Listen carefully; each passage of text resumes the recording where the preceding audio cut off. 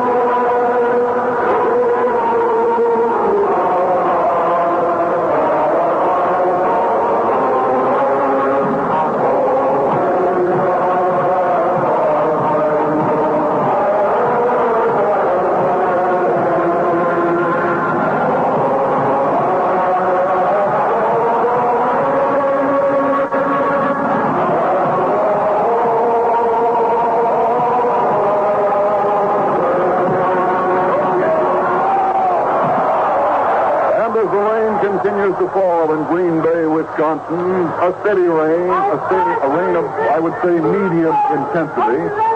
The Green Bay Packers.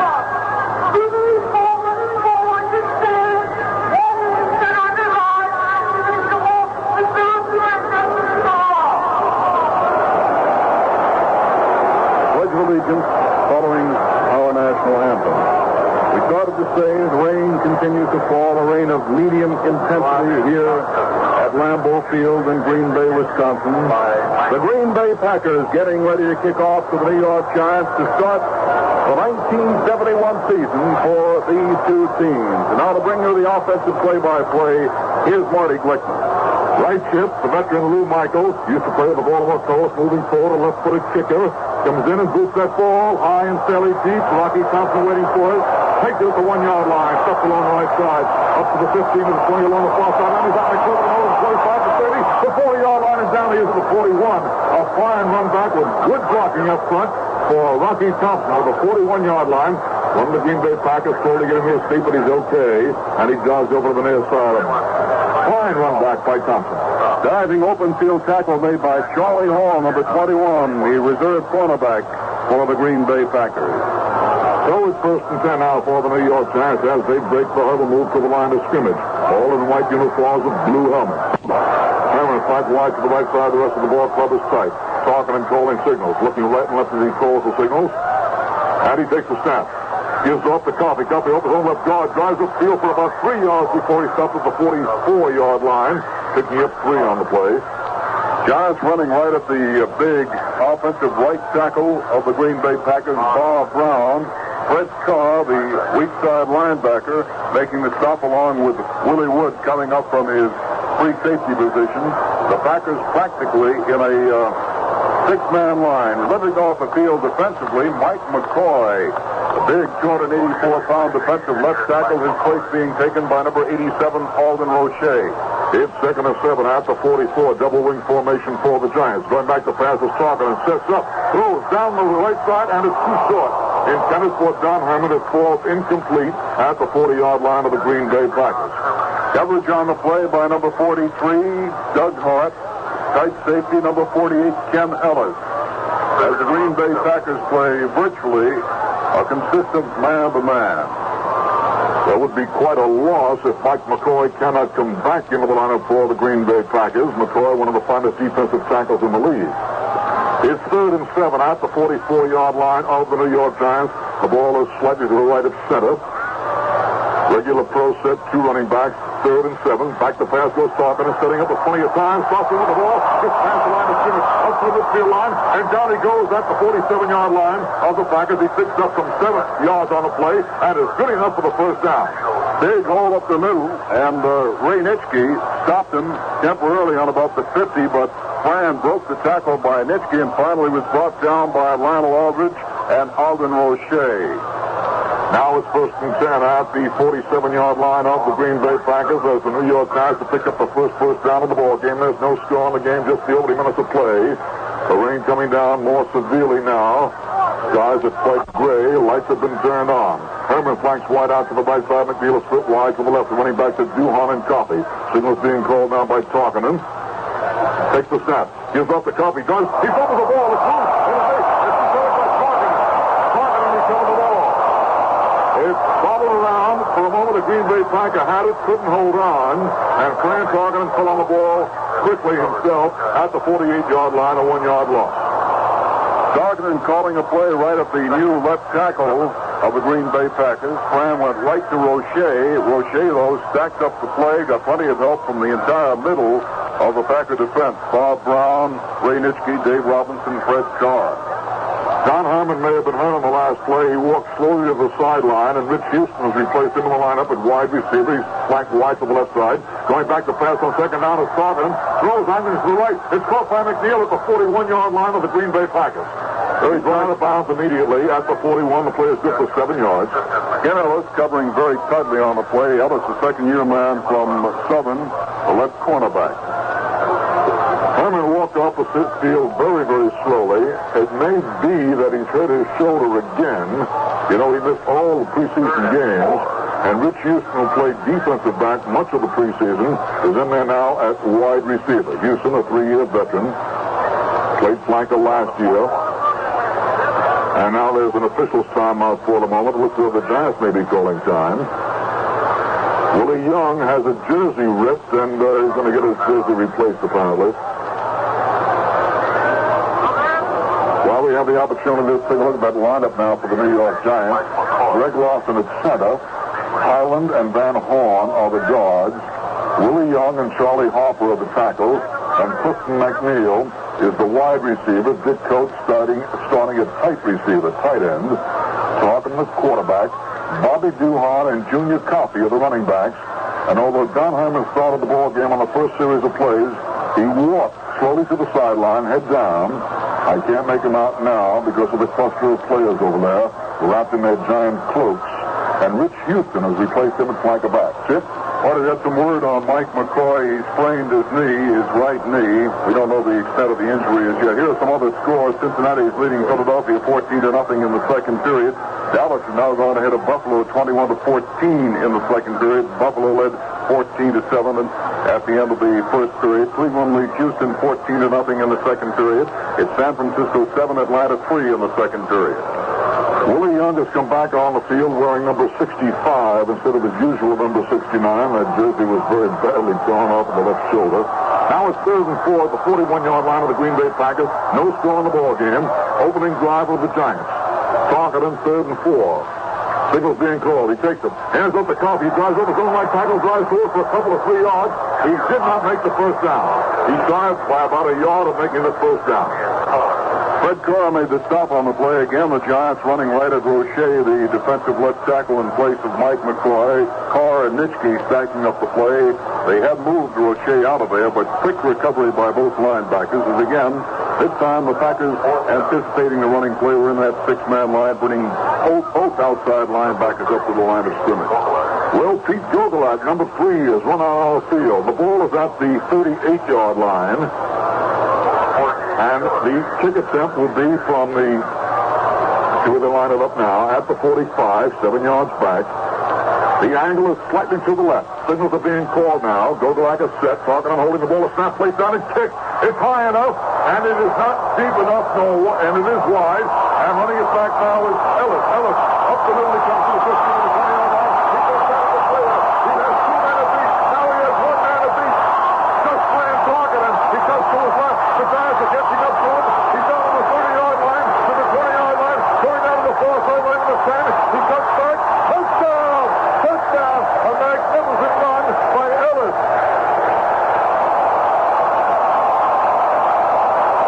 Trent Ellis, second-year man from Southern University, caught it at the 3-yard line, ran 97 yards. He must have run 125 yards on the play. First up the middle, then to the right side, then he got the block, cut back inside of Fran Tarkenton, outran Fan to the far side. The Giants were beginning to converge, but the Packers were covering also. They threw more blocks. He cut back to the right again after going cross field, and the Packers lead 6-0. Fantastic run by Ken Ellis. Here's the point after attempt coming up now by Dave Conway. Kick is up, and it is good. So there's timeout on the field with a score of the Packers 7, the Giants 7. Most deodorants gradually run down and end up being ineffective. English Leather Plus deodorant is different. Because Plus is the triple time release deodorant. First, Plus starts out keeping you extra dry and smelling great. Then, hours later, Plus releases another booster of deodorant and a fresh booster of English leather fragrance. Automatically, you have renewed protection. Wake up to English Leather Plus. Hello, this is Kyle Rote. If you want to hear what the M people are saying about the Giants and Jets, well, then subscribe now to my Giants and Jets Insiders newsletter. 32 pages all about the Giants and Jets, an abundance of features, articles, and outstanding photography, fresh and new every week. The cost is $7.95 for 26 consecutive issues, no matter when you subscribe. So mail your check or money order to me, Kyle Rote, 235 East 45th Street, New York City, 10017. So the Green Bay Packers, who've officially yet to have the ball, lead 7-0 on a brilliant 100-yard run back of a Pete Gogolak field goal attempt by Ken Ellis, who was all over the field, went up the middle, cut to the near sidelines, and finally scored in the corner of the far sideline. Marty, here's a kickoff by Lou Michaels once again, moving forward. And he boosts that ball left-footed. The stick is fairly short. Rocky Thompson waiting for it at the 7-yard line. Up along the right side to the 20, along the far sideline, 25 to 30. Picked out in the corner of the 40 to 45, and down he is at the midfield line. Another fine run back by Rocky Thompson, and that man suddenly burst through would-be tacklers until finally they converged at the 49-yard line is where they place it down, the Giants 49. And the same man who got him on the opening kickoff, number 21, Charlie Hall, brought him down again. So the New York Giants have the ball once again, or at least they've maintained possession a majority of the time of the ball game thus far. And there have been 4 minutes and 45 seconds gone. The New York Giants, however, trailing. Slot formation on the left side. The running backs are Duhan and Coffey. Both wide receivers are left. Signals being called by Fran Tarkenton. Takes it. Rolls out to the left of pass. Penalty marker on the play. Looks like a legal procedure. He throws over the middle of Kosite. Completed the 45-yard line of the Packers down to the 40. Kosite pulls his way to the 35-yard line. But I think that'll be a legal procedure called against the Giants. That's right. That's what it is. The referee, Dick Jorgensen, making the call. Packers burst through on that one. They had Franz scrambling. He suddenly spotted Kotite, who I'm sure was the secondary receiver, clear over the middle and lobbed one to Kotite. But as Marty said, it's all going to be nullified by an illegal procedure penalty.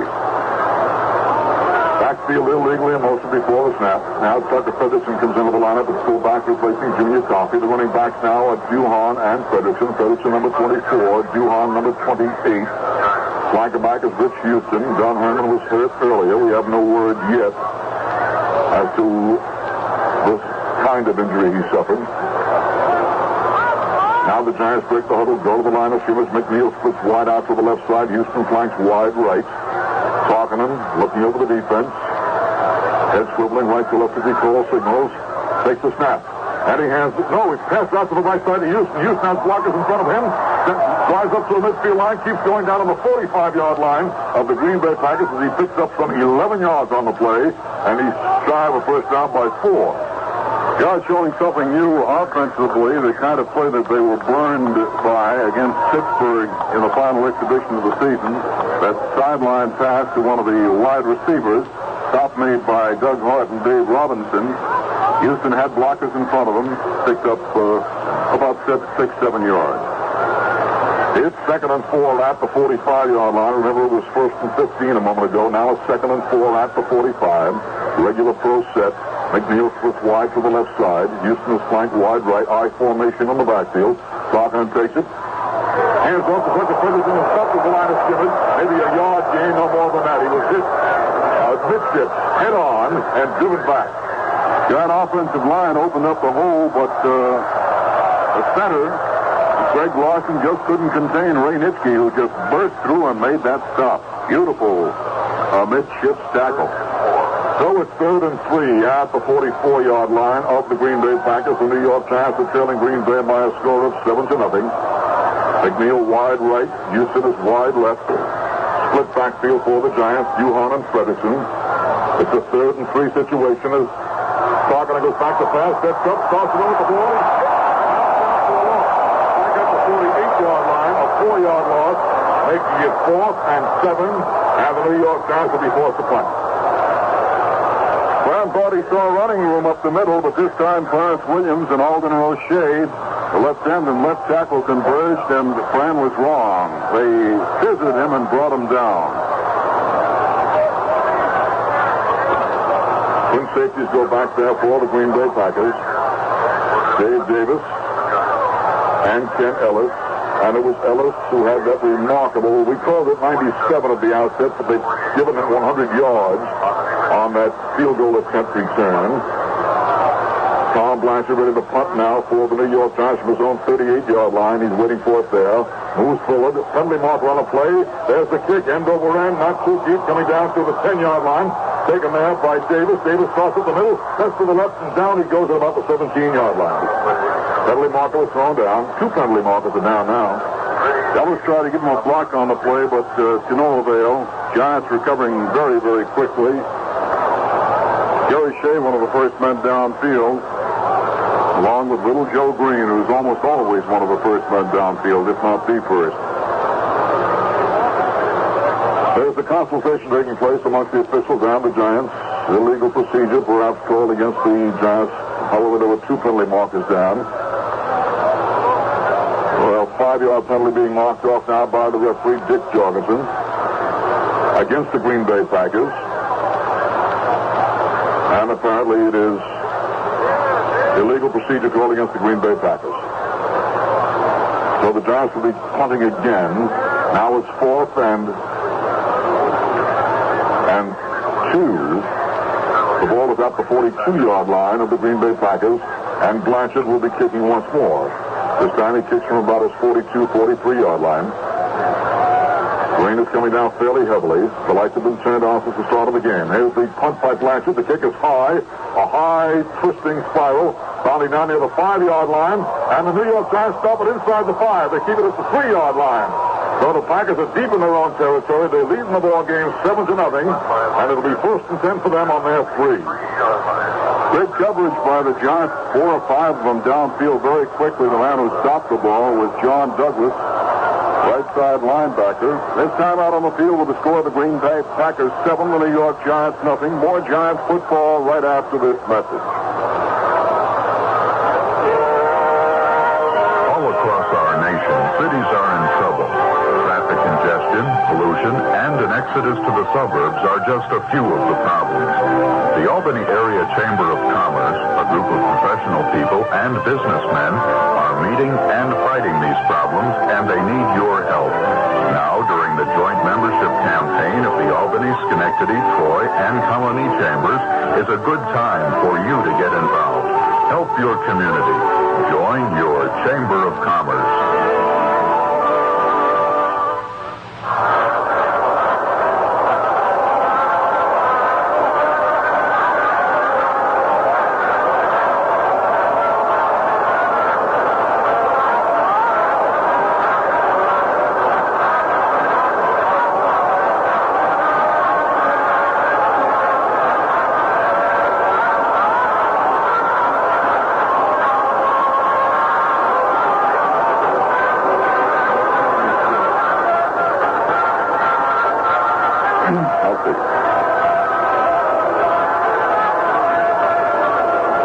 Giants and the Green Bay Packers, and the Packers with very poor field position now, but they lead 7-0 in the ball game. Chip Capola along with Marty Glickman at Lambeau Field.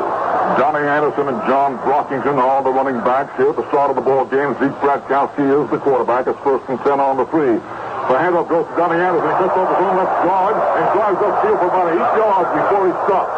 A quick opener off his own left guard, and he's up to the 12-yard line as he picked up 9 yards on the play. Willie Williams and Carl Lockhart making the stop.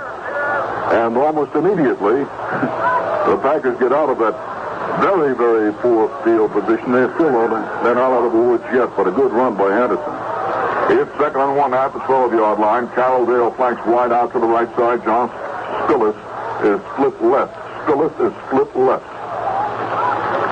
The handoff goes to Anderson again. He drives off right tackle and goes up to the 15-yard line, and he's got the first down. 2 plays bring the Packers from their 3 to their 15, and they're pretty much out of the woods now. Jerry Shea making a stop on that play. The Giants, of course, are trying to take away that Packer sweep. They've got the tight safety, Scott Eaton, playing up very close to the line of scrimmage to help out on the tight sweep, on the wide sweep. So the Packers are running inside the end. Now it's an I formation in the backfield. They shift out of the I on the regular pro set. 1st and 10 on the 15-yard line of the Packers. The Packers lead 7-0. Bratkowski hands off to Brockington. Goes off his own left guard and has no gain at all, perhaps a 1-yard loss. This time the Giants, led by Eaton, who, as we said, is playing very close to the line of scrimmage. Eaton and Files, along with John Douglas, make the stop. It's 2nd and 10 at the 15-yard line. The New York Giants are trailing the Green Bay Packers 7-0 as a result of a 100-yard return of a field goal attempt. The return by Ken Ellis, the second-year man for the Packers. 2nd and 10 at the 15. Signals are being called now by Zeke Bratkowski. Looking over the defense. Takes the snap. And he hands off to Anderson. Anderson drives off his own right guard and drives up for 6 yards before he stopped at the 22-yard line. Carl Lockhart again making a stop on the play as they open the hole between Kanicki and Fred Dreyer. Let's make that between Shea and Lurtzma. Jim Files also coming in.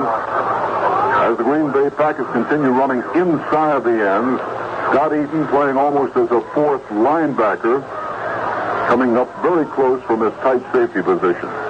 We just get word that Don Herman, who left the game on the first series of plays, hurt his left shoulder, his bad shoulder, once again. So Herman apparently will be lost for the afternoon. Now it's 3rd and 3 at the 22-yard line of the Green Bay Packers. The Packers leading 7-0. Bratkowski looking over the Giants defense. A key play here, 3rd and 3 on the Packers 22. Bratkowski takes it, goes back to pass, setting up. Throws hanging to the left side. It's too high and out of bounds, incomplete. So the Packers will be forced to punt. Pass is intended to Carroll Dale, and Carroll fell on the play, but the ball was nowhere near him. It was quite a bit overthrown. Very close coverage by Woody Williams. Johnny Anderson, the All-American out of Texas Tech, 6'3", 210 pounds, who wasn't supposed to start the ball game because of a limp. Dave Hampton was supposed to start at the halfback position, but Anderson was in there at the beginning. He does the punting, and he's one of the best punters in the National Football League. Gets them way up in the air. Where's number 44, Donnie Anderson does? He's tough to catch, Marty, on a dry day. On a wet day, his punts are going to be awfully tough to handle. And back there are Spider Lockhart and Bobby Duhan waiting around their own 35. Anderson left-footed now, boots that ball, end over end. The kick is not too deep. Bounding down at the 45-yard line of the Giants, rolls to the 40, picked up by Duhan. He goes up the middle, he goes to the 45 and down to about the 47-yard line. Well, he thought he saw some running room up the middle. He did, but quick, very, very quick recovery by number 47 of the Green Bay Packers. That's Dave Davis, the reserve wide receiver, making this stop. On that particular kick, a big rush put on by Pete Athis, who forced Anderson to kick a little more quickly than he wanted to. There's timeout on the field with the score of the Packers 7, the Giants nothing.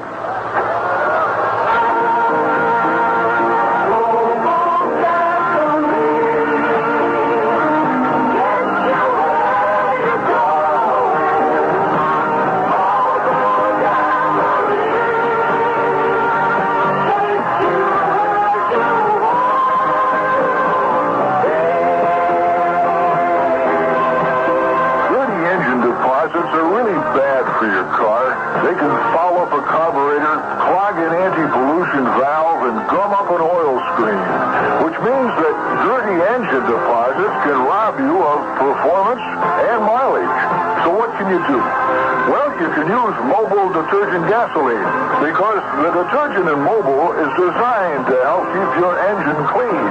So use Mobil detergent gasoline. It can help your car's performance.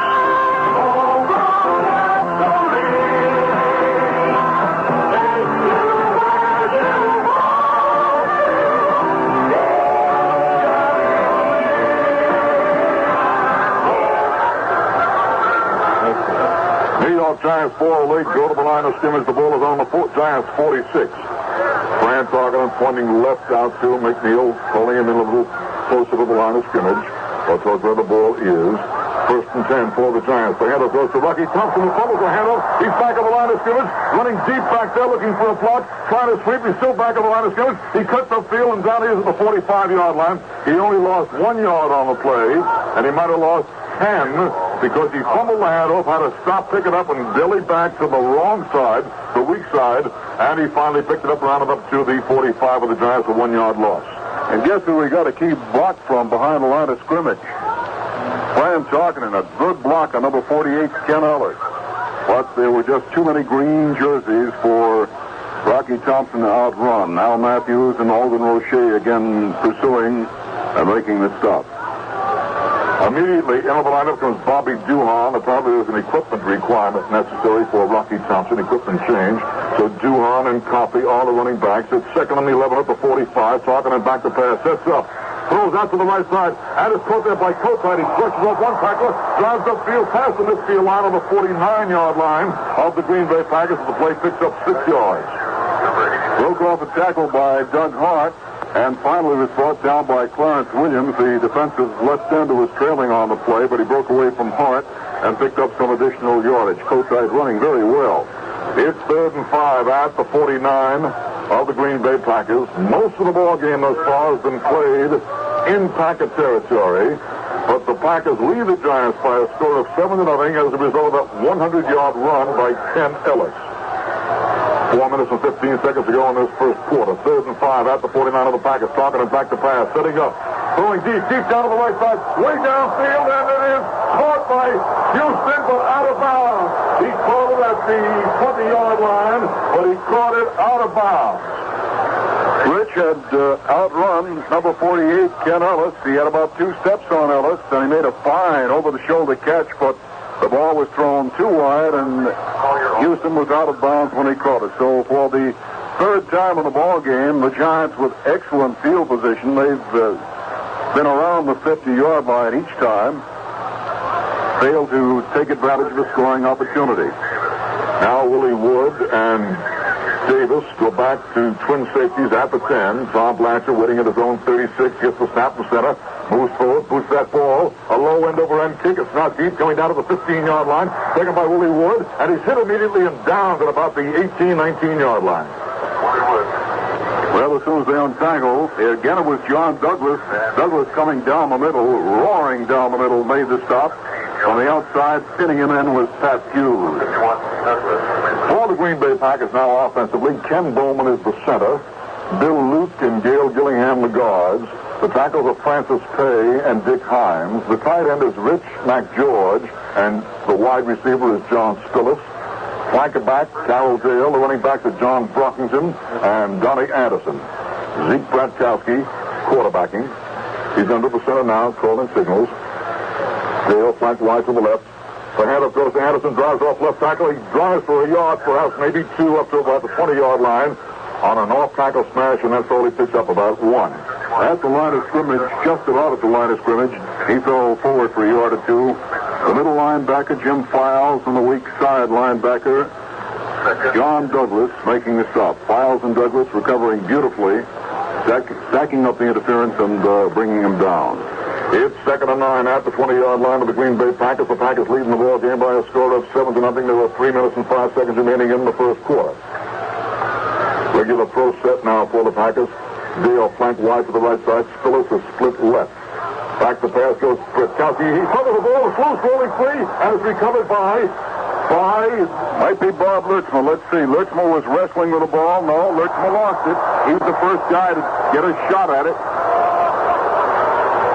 The Giants were signaling towards the Green Bay goal line, indicating Giant possession, but the officials were signaling Green Bay possession, and you know, the official's decision is the one that counts. Lurchma had a shot at it, as we said, but I think Brockington just came back and took the ball away from him. Bob fell on it first, but it's a slippery ball and a slippery turf, and it became a strength contest.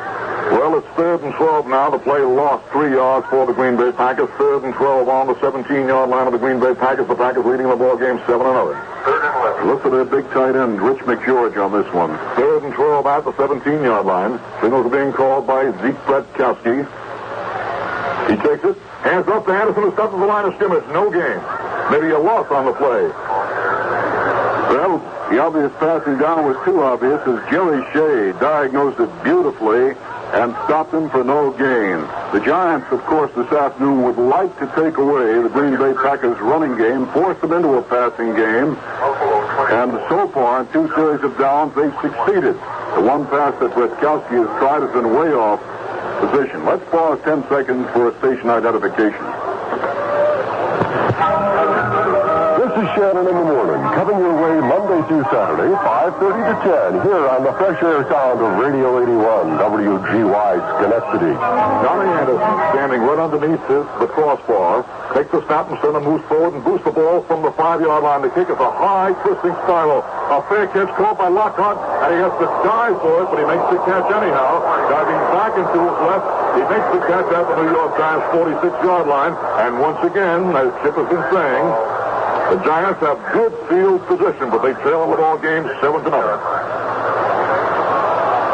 New York with the ball. 1st and 10 on its 46. New York Giants are huddled up now. Junior Coffey has been in fullback most of the way thus far. Frederickson playing 1 or 2 plays. Rocky Thompson back in at the running back position. Now the Giants go into a double wing formation. Coffey is the only deep back. Signals being called by Fran Tarkenton on 1st down. Takes the snap. Takes the hand of a reverse play. Wide goes Rocky Thompson.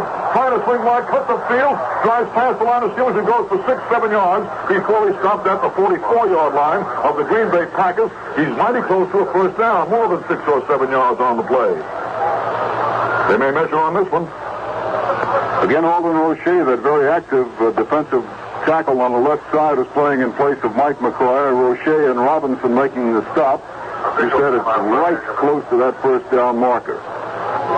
They put in several plays for Rocky Thompson in the ball game. Thompson will see spot duty. It is a 1st down. Thompson will see spot duty. They'll be using Rocky pretty much the way Miami uses Mercury Mars, trying to take advantage of his speed with certain designated plays.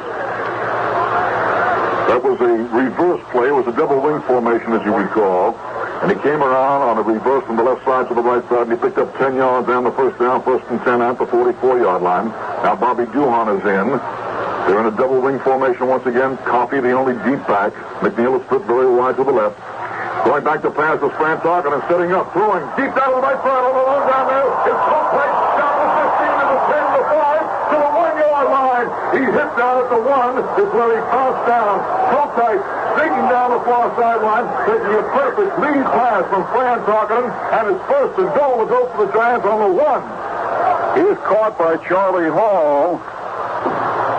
Hall is playing the defensive cornerback position in place of Ken Ellis.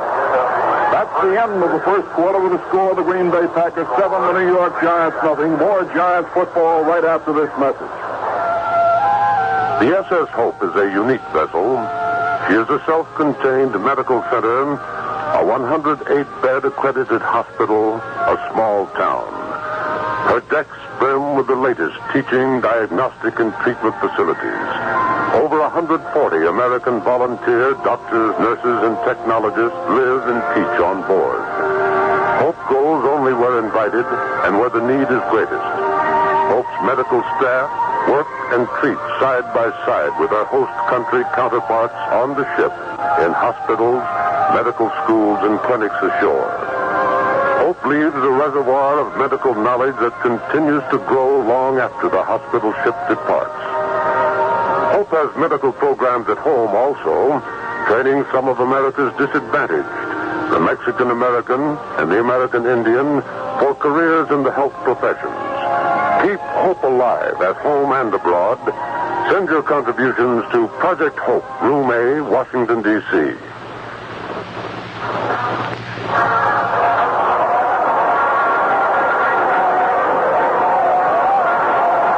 The Giants have moved right down to the, let's see, I make it the Packers 1-2-yard line on a big pass from Fran Tarkenton to Dick Kotite. Kotite running away from the tight safety Doug Hart. It was a play-action pass. Hart came up to the line of scrimmage to help on what he thought was going to be a run. He left Kotite, and Kotite got way behind him. Only the speed of Charlie Hall prevented that from being a touchdown. The officials are holding the ball right now. They're going to put it down somewhere around the 1 or 2 yard line. They're holding it under the towel, of course, to keep it dry. It's been raining now since about midnight last night. It's steady, sometimes medium rain, sometimes a little lighter than that, but raining consistently. Well, it's 1st and goal to go. The nose of the football is resting right on the 1 yard line. It's 1st and goal to go at the 1. Coffey and Fredrickson are the running backs. 2 fullbacks in there. Looks like an offside on the play. Penalty markers are not all over. Fumble. Recovered by the Giants, but there was an offside as that play began, I think, against the Giants. Yes, it was. The New York Giants are so darn eager to get in there that they were offside on that play. The ball was bobbled loose after the play was stopped at the line of scrimmage. No gain. Yes. Bob Tucker in for one play, limping off the field, so evidently he's aggravated his ankle injury. Well, as revamped lineup now, Joe Morrison came in for one play. Rich Houston is back on the lineup. They're in the huddle now. We'll pick up the assignments. Bobby Duhan is in there. The running backs are now Tucker Fredrickson and Bobby Duhan.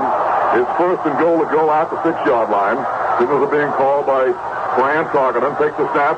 Takes the handoff, goes back to pass, rolls out to the right, looking downfield, steps, throws into the touchdown. He threw a bullet down the middle to Rich Houston, and his touchdown for the New York Giants. A broken pass pattern.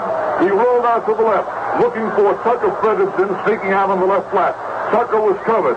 Then he rolled back to the right, Fran Tarkenton did, and Rich Houston, maneuvering back from his original pattern, was right down the middle, and Fran Tarkenton fired the ball right to Rich Houston, and Houston, almost in self-defense, grabbed it right in front of his face and made the catch about 6 yards in the end zone. So it's 7-6 now, and they're lining up for the point after. New York Giants are trailing by 1 point. Tarkenton will hold. Gogolak will kick. Teams will line up and set. Signals are being called. Ball of snap placed down is booted, and it's through there. There's talent on the field with the score of the New York Giants 7, the Green Bay Packers 7. You're about to hear something you've never heard before. You know what that was? 4 doors closing in a Volkswagen. That's right. Now there's a Volkswagen with 4 doors. The new Volkswagen 411 4-door sedan. The biggest VW sedan you've ever seen. With plenty of room and comfort. With the biggest air-cooled engine we've ever built. And with lots of features as standard equipment. Like an automatic transmission, front disc brakes, radial tires, and electronic fuel injection. So, if all these years you wouldn't hear of buying a Volkswagen because it wasn't big enough, listen. Now you have 4 big reasons to buy one. The Volkswagen 411 with 4 big doors. Visit one of your local authorized Volkswagen dealers and see the Volkswagen 411. Clear. So, just 11 seconds gone in the second quarter. The New York Giants have tied the score 7-7 on a 6-yard pass from Fran Tarkenton to Rich Houston. Houston playing his first game at offense after playing the entire preseason schedule as a defensive back. Scores the first touchdown of the 1971 season for the New York Giants. Pete Gogolak getting ready to kick off, and once again with the offensive play-by-play, here's Marty Glickman. Krause and Hampton ready to receive the kickoff back at their own 3-yard line. There's the boot by Gogolak. The kick is a low kick coming to the 1-yard line, taken there by Hampton. Up along the side, he comes to the 10, cuts to the middle of the 15 to the 20-yard line, breaks one tackle and another. Now he's out in the clear, he stumbles over his own man. He gets up again up to the 30, the 35, to the 40, and down he is at the 40-yard line. He stumbled over his own man, fell down, picked himself up, and ran 10 yards more. Beautiful open field tackle made by number 72, Dick Himes of the Green Bay Packers. Joe Green then grabbing him, Krause after he got up and tried to run again. Well, it's 1st and 10 for the Green Bay Packers. The ball is on the Green Bay Packers 42-yard line. A wide-open football game thus far. All tied at 7. Opening minute of the second quarter. Carroll Dale flanks wide to the right side. John Phillips split wide left. Signals are being called by quarterback Zeke Bratkowski. Takes it, goes back to pass. Setting up now. Throws angling to the left. It's caught by Donnie Anderson from the field line, and he's run out of bounds at about the 48-yard line of the New York Giants, and it's good enough for a first down. Anderson had gotten behind the weak side linebacker for the New York Giants, John Douglas. It was a simple sideline pass, good enough for the first down, but Douglas was 2 or 3 steps in front of Anderson. Anderson actually had broken between Douglas and Jim Files, both of whom were covering on the play. Willie Williams had come up very quickly, or rather was dropping back very quickly to help out the free safety, Spider Lockhart. Was on the Giants' 48-yard line. First time the Packers have the ball in Giant territory. Handoff goes to Donnie Anderson, trying to swing wide around his own right side. A tackle is missed. He keeps driving, goes down at the 45, 44-yard line of the New York Giants. Jerry Shea slowing them down. And the Giants secondary coming up to recover. Shea had a shot at him about a yard or so past the line of scrimmage, slowed him down, slowed Anderson down. The Giants secondary came up to make the tackle. Play was good for 4 yards. Makes it 2nd and 6 for the Green Bay Packers on the New York Giants 44-yard line. Ball game is all tied at 7. 13 minutes and 40 seconds remaining here in the first half. A capacity crowd as always here at Lambeau Field in Green Bay, Wisconsin on this raw, rainy day. Dale flanks wide out to the left side. The rest of the ball club is tight. I formation on the backfield. The running back to Donnie Anderson and John Brockington. Now Spillis splits wide to the right side as they shift into a regular pro set. Handoff goes to Brockington, trying to swing wide around his own left end. He's cut down at the 42-yard line on a fine open field tackle as he fails to make the turn around his own left side. Douglas that time refused to be taken out of a play. John Douglas, the linebacker on the right side, playing just slightly behind the line of scrimmage. Giants in a 5-man line with Ralph Heck, the strong side linebacker, up to the line of scrimmage. Douglas playing slightly behind, trailed the play and made the stop. Picked up only 1 yard on it last play. Makes it 3rd and 5 at the 43-yard line of the New York Giants. Another key play right here. 3rd and 5 on the Giants' 43. Carroll Dale flanks wide out to the right side. Spillis goes wide left. Running backs Anderson and Brockington. Zeke Bratkowski at quarterback. Under the center takes the snap. Hands off to Anderson. He drives up the middle, goes for about 4 yards before he stops, and he fails to make the first down. He's short of the first down by about a yard. They may be, however, within field goal range as the ball is now at the 39-yard line. Once again, the Giant linebackers closing the hole. Files and Douglas. I'm sure he's just shy of the first down. Let's see what the Packers are going to do on this. I'm going to call for a measurement, but he looks like he's about a yard or so shy. The ball is out of my vision right now. Play is standing around, and the official holding it. The official's holding it on the 39-yard line, as you called it, Marty. That would make him about a yard and a half shy of a first down. So the Packers will obviously be going for the field goal. So they are. They have Conway in there. Conway is a rookie from Texas. He wears number 35, 6 foot tall, 205 pounder. If it is to be a field goal, it's 4th and 1 at the 39. The attempt will be from 47 yards out. Teams will line up and set. The ball is placed down and it's booted. It's high enough. It is almost deep enough, and it's short. Lockhart takes it at the 5, running along the 5-yard line to his left, up to the 10 of the 15, cuts back and clips, and goes down at about the 19-yard line. Beautiful block thrown in there by Jim Files, middle linebacker. And the Spider was trying to go inside that block when he cut, slipped, and fell down. There's time out on the field with the score of the New York Giants 7, the Green Bay Packers not 7. Help you, ma'am? Yes, I'd like some English leather aftershave. Certainly. And some English leather shave cream. Anything else? Yes, English leather hairspray. Uh-huh. Some English leather cologne and soap and a rope. Right. English leather plus deodorant. No, a bottle of shampoo. Not so fast, please. Timberline stick deodorant. Yes, Oh, I yes. almost forgot. English leather Quinol hair tonic. I think that's all. Say, you must be one of those English leather ladies. You know, all my men wear English leather, every one of them. What was your first clue? Hello, this is Kyle Rote. If you want to hear what the N people are saying about the Giants and Jets, well, then subscribe now to my Giants and Jets Insiders newsletter. 32 pages all about the Giants and Jets, an abundance of features, articles, and outstanding photography, fresh and new every week. The cost is $7.95 for 26 consecutive issues, no matter when you subscribe.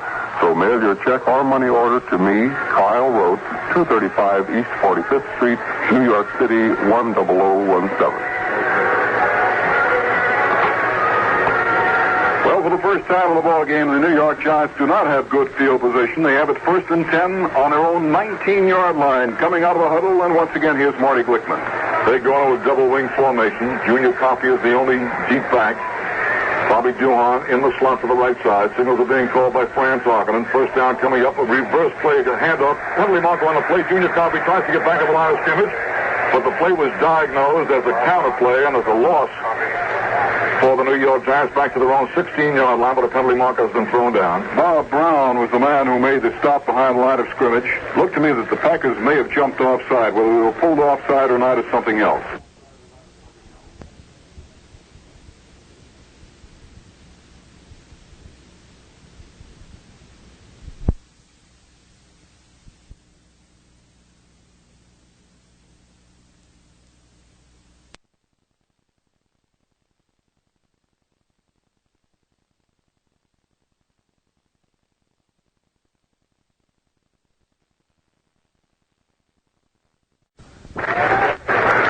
A lot of officials and players. And the Packers are going backwards so that it looks as though the penalty is against the Green Bay Packers. A 5-yard penalty being marked off. And the infraction is still waiting offside. So it's 1st and 5 for the New York Giants. The ball is on their 24-yard line. The New York Giants and the Packers are tied at 7 with 11 minutes and 29 seconds remaining here in the first half. Rich Houston flanks wide out to the right side. McNeil a foot wide left. The running backs are Duhan and Coffey. Signals being called by Fran Tarkenton. He takes the snap. Hands up to Coffey. Drives off left guard. Goes for only 1 yard up to the 25-yard line and he stops. Once again, Bob Brown trailing the play as the Giant offensive line just refuses or cannot move the Green Bay Packer defensive line out of there. Fred Karnitsky coming up to make the stop along with Brown, but it was Brown who stopped the play. Nitsky and Carr helping out. Big Mike McCoy, 6'5" and 284 pounds, the All-America out of Notre Dame. is on the sidelines testing his injured knee. He wants to get back in. 2nd and 4 at the 25-yard line. Regular pro set, targeted back to pass, setting up now. Throws angles to the left side. It's caught by Duhan. He goes out of bounds at the 30-yard line, 31-yard line, and it's good enough for the first down. Duhan catching the ball just inside the weak side linebacker, Fred Carr, who shoved him out of bounds. Big rush put on by the Green Bay Packers, and Bryant getting rid of the ball quickly, and he's throwing better than he has at any time this year, Marty, much better than he did in preseason play. And now it's when it counts. It's for sure.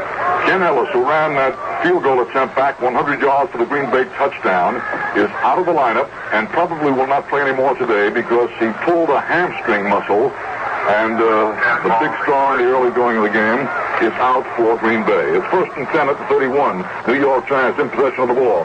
Tarkenton takes it, takes the handoff, goes back to pass, starts around the ball, runs to his right, gets up to the line of scrimmage, cuts back again, drives to the far sideline, and down he goes at the 32-yard line. 32-yard line is where they place it down. A 1-yard gain, and he was really running for the sideline and for his life. He sure was. He was trying to outmaneuver number 89, Dave Robinson, on the play. He was thinking perhaps of running inside when he saw Robinson standing there, and Fran, discretion being the better part of valor, decided to go for the sidelines, and while he was doing so, he was caught from behind by Ray Nitschke. Getting caught from behind by Nitschke is not nearly as bad as running into Dave Robinson head on. It's 2nd and 9 at the 32-yard line as Houston flanks wide out to the right side. McNeil a split wide left. Running back to Duhan and Coffey. Kotite the tight end. A handoff goes to Coffey. Penalty mark on the play. Coffey drives up to the 35-yard line. He picks up 3 yards. Penalty marker was thrown down. Might be, it is. Illegal procedure. It's called against the New York Giants, and the Giants will be set back another 5, making it 2nd down again, 2nd and 14. The ball will be back at the 27-yard line in just a moment or two if the Packers accept the penalty, which is likely. Doug Frederickson coming back into the ball game. Coffey going out. So far, the Giants have been able to mount no running attack at all against the Green Bay Packer front line. And as good as Mike McCoy is, he's out with an injured knee. His replacement, Alden Roche, has been playing a fine game at defensive left tackle. That front four of Williams, McCoy, or Williams, Roche now, Brown and Aldridge, doing an outstanding job against the Giant running game. It's 2nd and 14 at the 27-yard line of the New York Giants.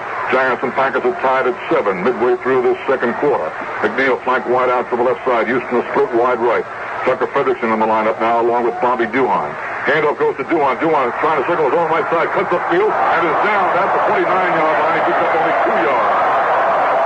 Well, that time leading the blocking downfield was the Giants' new left guard, Bob Hyland, and he ran right by Ray Nitschke. Didn't touch Nitschke, who came across and knocked Frederickson down. Hyland was looking downfield, didn't even see Nitschke. He was slicing across and made the tackle.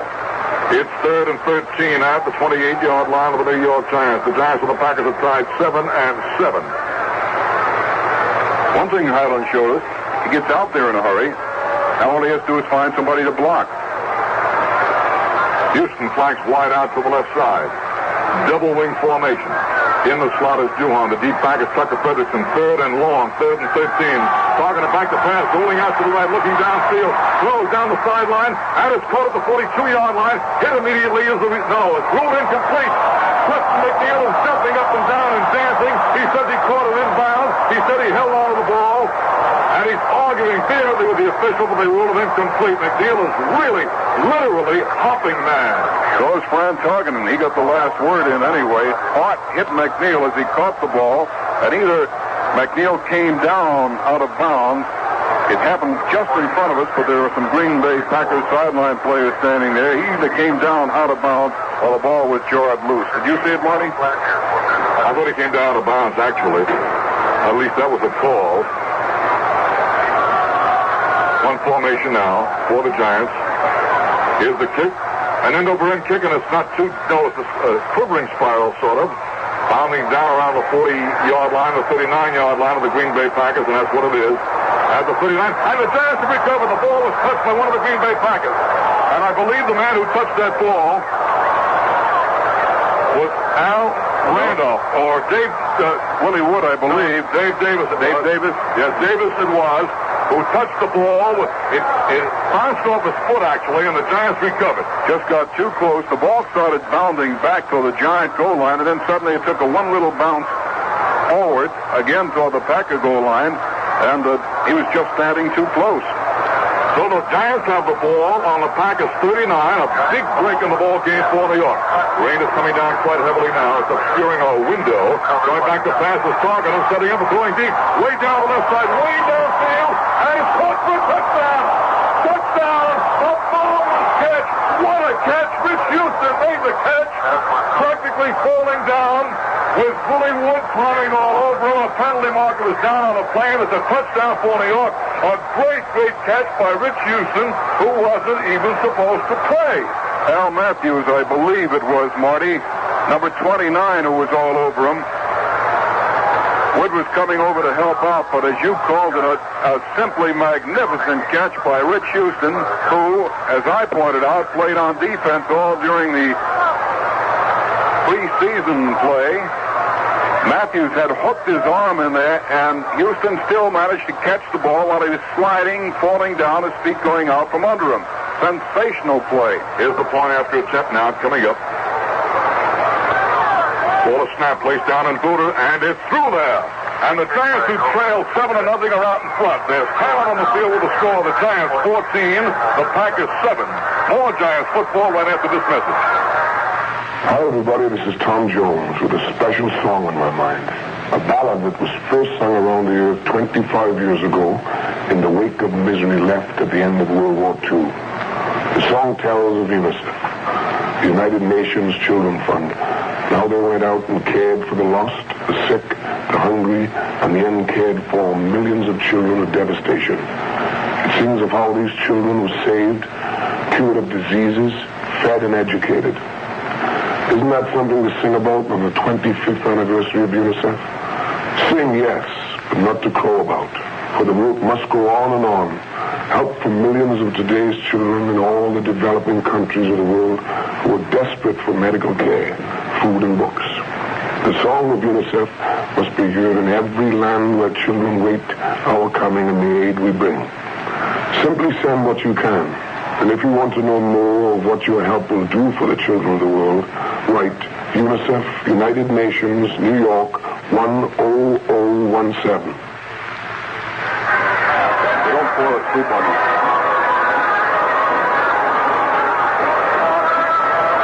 Well, the New York Giants have had a tendency, as you probably heard me say when I was supposed to have my mouth shut, fall asleep on these kickoff returns. They've been burned by it once today. Pete Gogolak kicks off. The kick is a low floater, bounding, caught on the run by Clausse. Along the right side, it comes to the 30 to 35. Along the sideline up to the 40, cutting back and down here to about the 41-yard line of the Green Bay Packers. Another good run back, and we've seen half a dozen good run backs thus far today. Vicious head-high tackle made by Ron Hornsby. Every run back has been run back at least to the 40-yard line. 3 by the Giants and 2 by the Giants and 2 by the Green Bay Packers.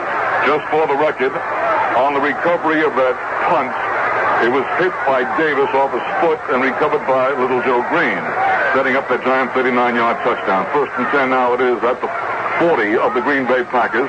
Signals being called by Brett Kowski. He hands up to Hampton, trying to swing wide. He's being bellied back there and pulled down from the side by Scott Eaton, swung out of bounds at about the 37-yard line. Literally being thrown out of bounds as he swung him around and knocked him out for a 3-yard loss. Scott Eaton slingshotting him out of bounds, and the play was forced outside by Fred Dreyer.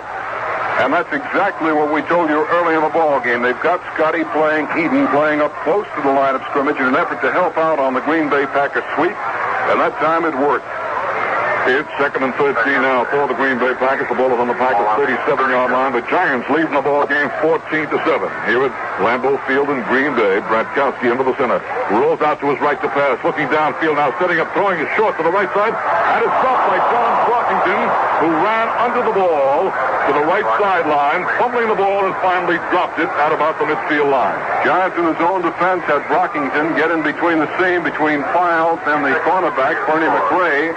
But the ball was maybe slightly overthrown. He had his hands on it, though, and dropped it. So it's 3rd and 13 for the Green Bay Packers on the Packers' 37-yard line. The New York Giants are out in front by a score of 14-7. A wild ball game thus far. A 100-yard field goal return by Ken Ellis, and Ellis forced to the sidelines with a hamstring pull. The New York Giants recovering what is classified a fumble on a punt and going 39 yards for their second touchdown. Kotite and Houston, the stars of the ball game thus far. 3rd and 13 at the 37-yard line. Looks like a blitz coming up. There's Lockhart right in the line of scrimmage. Going back to pass is Bretkowski looking, throwing out to the left side, and it's too short. Intended downfield for John Spillis, and it's incomplete. The New York Giants gambling on defense that time. They didn't get to him, but Bob Lurch almost got to him, and Bretkowski had to get rid of a ball in a hurry. Giants defensively have looked very good this afternoon. Their only lapse, of course, that 100-yard return is a score that's surprising. In the third period, Buffalo leading Dallas 30-28. In the third period, now in the fourth period, Cincinnati 17, Philadelphia 7. Now the Green Bay Packers are forced to punt. Donnie Anderson back on his own 23-yard line. Twin safeties for the Giants, Duhan and Lockhart. Anderson moves forward. It's almost blocked. High in the air. It falls free at the 40-yard line and finally touched down by the Packers at the 39-yard line of the New York Giants. A big rush put on that time, almost blocked by the Giants. Crowd was booing because after Anderson got rid of a ball, he had actually kicked it, gone up in the air, come down again. He was brushed by one of the Giants, and as soon as he was touched, Anderson went into a swoon, but the official refused to buy it. There are 7.5 minutes to go in this first half. A very exciting first half of play. The New York Giants are out in front by a score of 14-7. The Giants break the huddle, move to the line of scrimmage. Their running backs are now Tucker Frederickson and Bobby Duhan. Flanked to the right side is Rich Houston. Split wide left, about 5 yards, is Clifton McNeil. Signals are being called. The handoff goes to Tucker Frederickson. Up the middle, he drives over the 40 to the 42-yard line, picking up 3, perhaps 4 yards on the play. Giants try to move the left side of the Green Bay Packers line, but Clarence Williams got some help from Lionel Aldridge. Williams was the first man in there. Williams, the defensive left tackle, a second-year man from Prairie View, 6'5", 255 pounds. It's 2nd and 7 at the 42 of the New York Giants. The Giants out in front by a score of 14-7. McNeil splits wide out to the left side. Houston flanks wide right. Under the center is Fran Tarkenton, in control of the ball game. Calling signals, takes the snap, gives off to Tucker Frederickson, who drives off left tackle, slips as he cuts upfield, gets up to about the 46-yard line, picking up 4.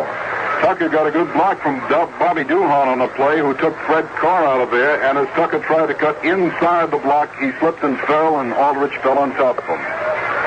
As Chip and I have been saying, it's been raining throughout the ball game. Here comes Joe Morrison in the lineup for the second time today. He played only one play early in the second quarter. He replaces Clifton McNeil, and Joe comes into the tight end position. It's 3rd and short, 3rd and 3 at the 46. On this play, he has been going to Kotite for the yardage. Let's see what happens now. It's a wing T formation. Houston on the wing, the rest of the ball club is tight. Now they're going to a double wing formation, 3rd and 3 at the 46-yard line. Frederickson, the only deep back. The handoff goes to Tucker. He drives up the middle, goes for a short yardage. He does not make the first down. It was 3rd and 3. He picked up only 2. Well, so far I'm 2 for 2. Clarence Williams and Bob Brown making the stop on the play as the Giants, his running game has not gone at all this afternoon. Try to go up the middle for the first down yardage and fail. So it's a kicking situation. Blanchard will be in there. Blanchard has not had the success punting this afternoon he had in preseason play. He hasn't been getting the ball not nearly as high or as far. Of course, he's punting with a wet ball and a very heavy day. Ken Ellis goes back in the lineup now in a twin safety along with Davis. Ellis with that hamstring pull, playing nevertheless. Here's the punt by Blanchard. The kick is a bad kick, short, very high in the air, bounding out at the 30-yard line, rolling along the 30, and it's rolling dead at the 31-yard line of the Green Bay Packers.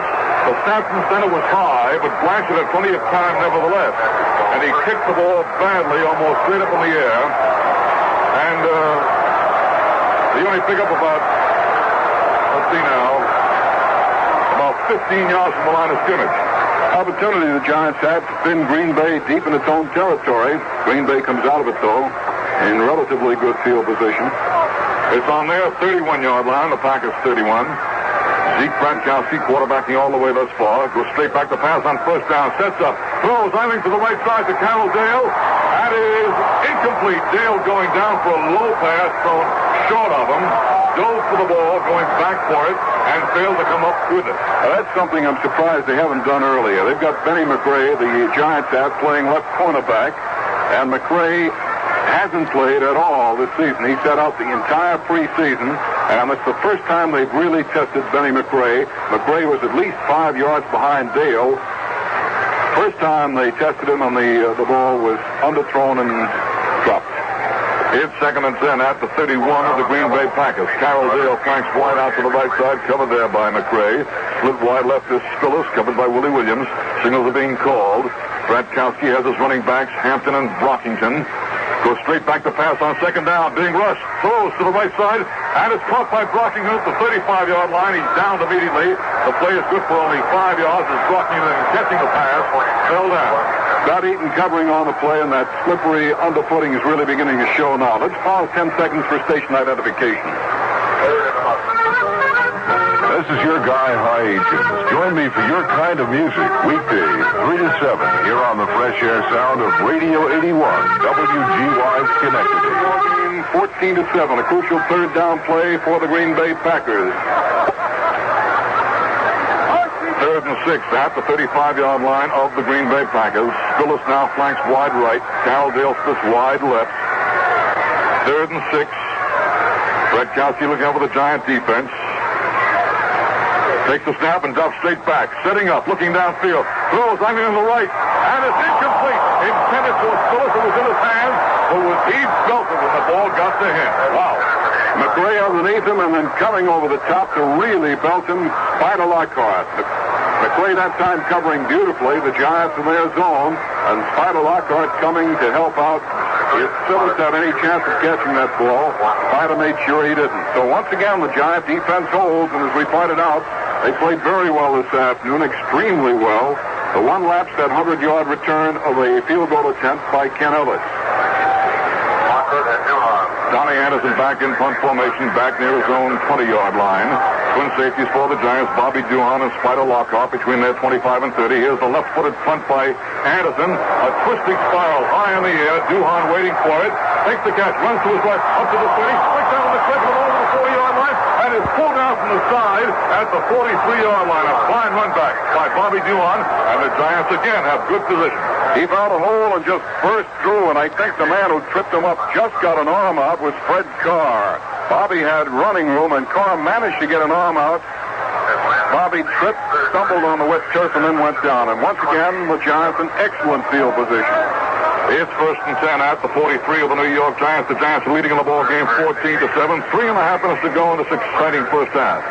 Rich Houston flanks wide out to the left side. McNeil is split wide right. The running backs are Fredrickson and Duhan. Tarkenton looking right and left as he calls signals under Greg Lawson. Takes the snap. Throws a quick pass out to the left side of Houston. Houston gets one block, drives upfield, up to the midfield line, and down he is at midfield. Play is good for 7 yards. Willie Young putting a beautiful block on Al Matthews to open the hole, and Willie Woods coming to make the stop along with Fred Carr. But it was Willie Young pulling out from his tackle position to wipe out Al Matthews that gave Houston running room. It's 2nd and 3 at the 50-yard line. New York Giants leading 14 to 7. The clock is running, shows 2:53. We'll have more scores for you at halftime. Right now, we're mightily concerned with this ball game right here, and it's a good one. 14 to 7, New York leads. 2:45 to go in this first half. It's 2nd and 3 at the midfield line. Fran Tarkenton under the center again.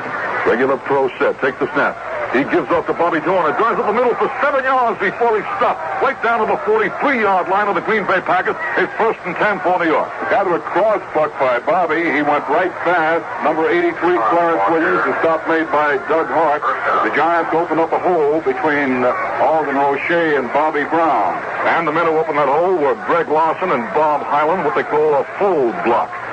Cutting one behind the other and opening that slot for Bobby Duhan to get through for those 7 yards. And it's 1st and 10 at the 43-yard line. Again, the regular pro set. Houston flank wide to the right side. McNeil is split wide left. Tarkenton under the center. Takes the snap. Goes straight back. Sets up. Throws over to the right side. It's caught by Coates at the 41-yard line. He's down immediately at the 41. The play picked up only 2. Good sure tackle made by Doug Hart. On the man-to-man, Hart covering Kotite, the tight safety against the tight end. And Hart hit Kotite as soon as he got the ball. Short yardage gain.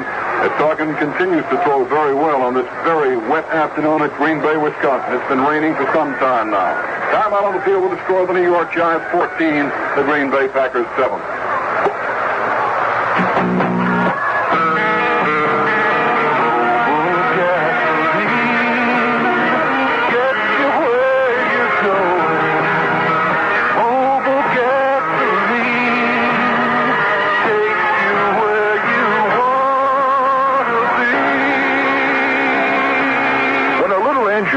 Like an anti-pollution valve gets clogged with dirty deposits, you can expect trouble, because a dirty anti-pollution valve can make your engine idle rough and stall. But there's something you can do to help prevent this kind of rough idling and stalling. Use Mobil. It contains a detergent that cleans your anti-pollution valve while you drive. Mobil detergent gasoline. It can help your car's performance.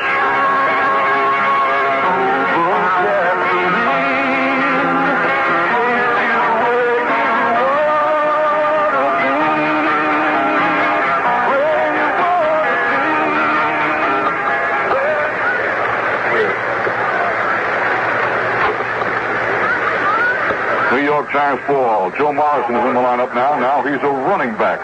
So it's Morrison and Fredrickson as Duhan goes to the sideline on 2nd and 8 at the 41-yard line. It's a wing tee. On the wing is McNeil. The rest of the ball club is tight. Peeling off to the left side goes Joe Morrison. He's in motion, going back to pass to Fran Tarkin and setting up now and throwing deep. Way down the middle to McNeil. He dropped it. He dropped it at the 5-yard line for a short touchdown. McNeil had it in his hands, and he just dropped that football. It was right there. He had split the defense. He was in front of them, between them and the goal line. The ball was right there in his hands, and he dropped it at the 5. He'd split the two safeties, Doug Hart and Willie Wood. McNeil was all alone. The ball was beautifully thrown right into his hands, and he simply dropped it. Other scores, Pittsburgh 6, the Bears nothing in the first period. In the third period, Cincinnati 20, Philadelphia 7. A big surprise, Buffalo 30, Dallas 28 in the third period. Another surprise, Atlanta 20, San Francisco 7 in the fourth period.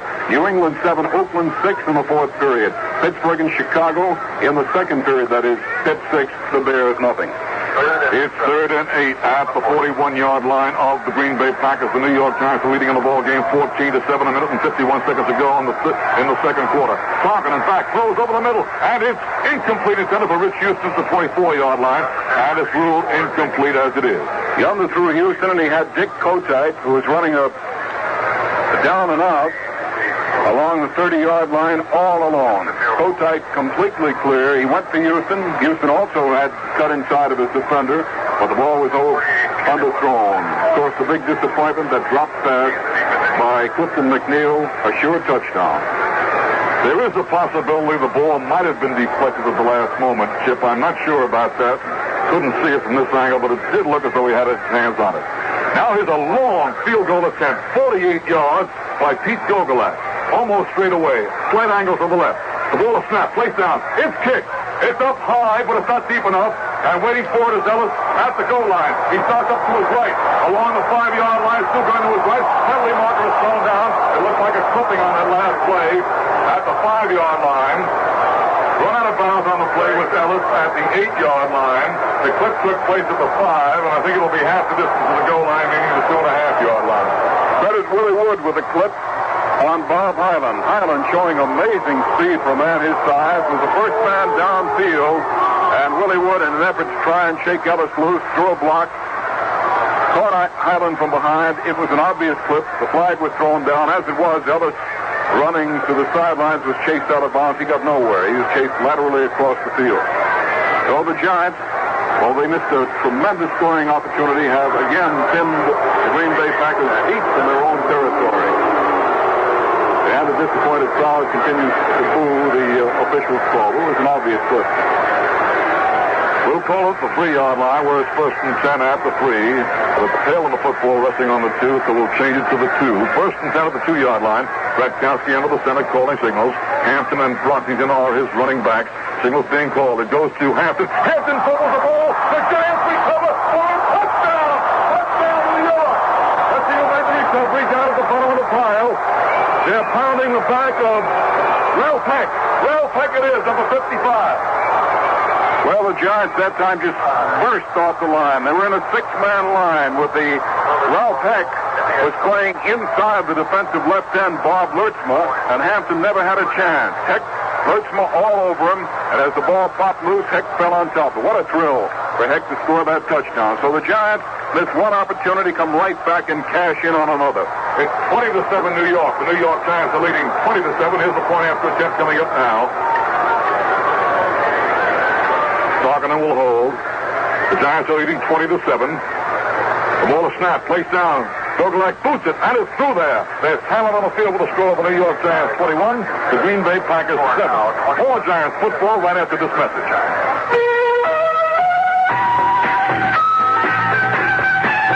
The Highway Users Federation presents Rowan and Martin. Well, Dick, just time for a quickie. Not for me, I'm driving. That's the whole point. This is a quickie reminder to all our friends to drop in at their favorite auto dealers and pick up one of our free booklets on safe driving. You know, that's the best thing I ever wrote. You wrote? You had some pretty good help. From driver education teachers, traffic police, and safety experts, not to mention me. I wouldn't think of mentioning you. Okay, but we should mention that the booklet is called Drive for Safety with Dan and Dick.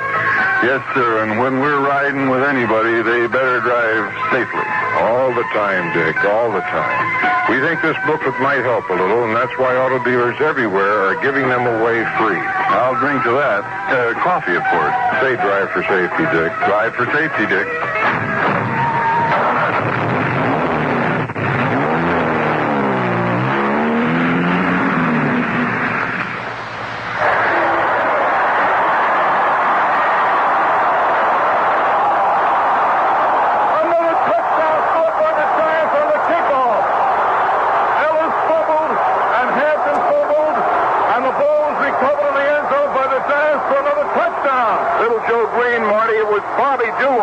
There was confusion on the kickoff.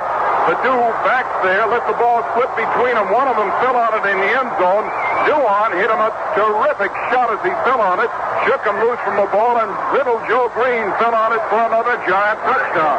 You figure it. The Giants scored 58 points in 6 preseason games. They've scored 4 touchdowns in 13 and a half minutes. Larry Krause and Dave Hampton couldn't make up their minds about that football. Then they scrambled back after it as it went into the end zone. It popped free in the recovery by Joe Green. Here's the point after attempt again. It's now 27-7. And it is up and good. 28-7. The New York Giants are out in front. I predict that as this score goes up on scoreboards around the country, 28 points for the Giants in the second period, a lot of people are going to think it's a typographical error. This is the opening professional football game for Dan Devine, the former very successful Missouri University coach.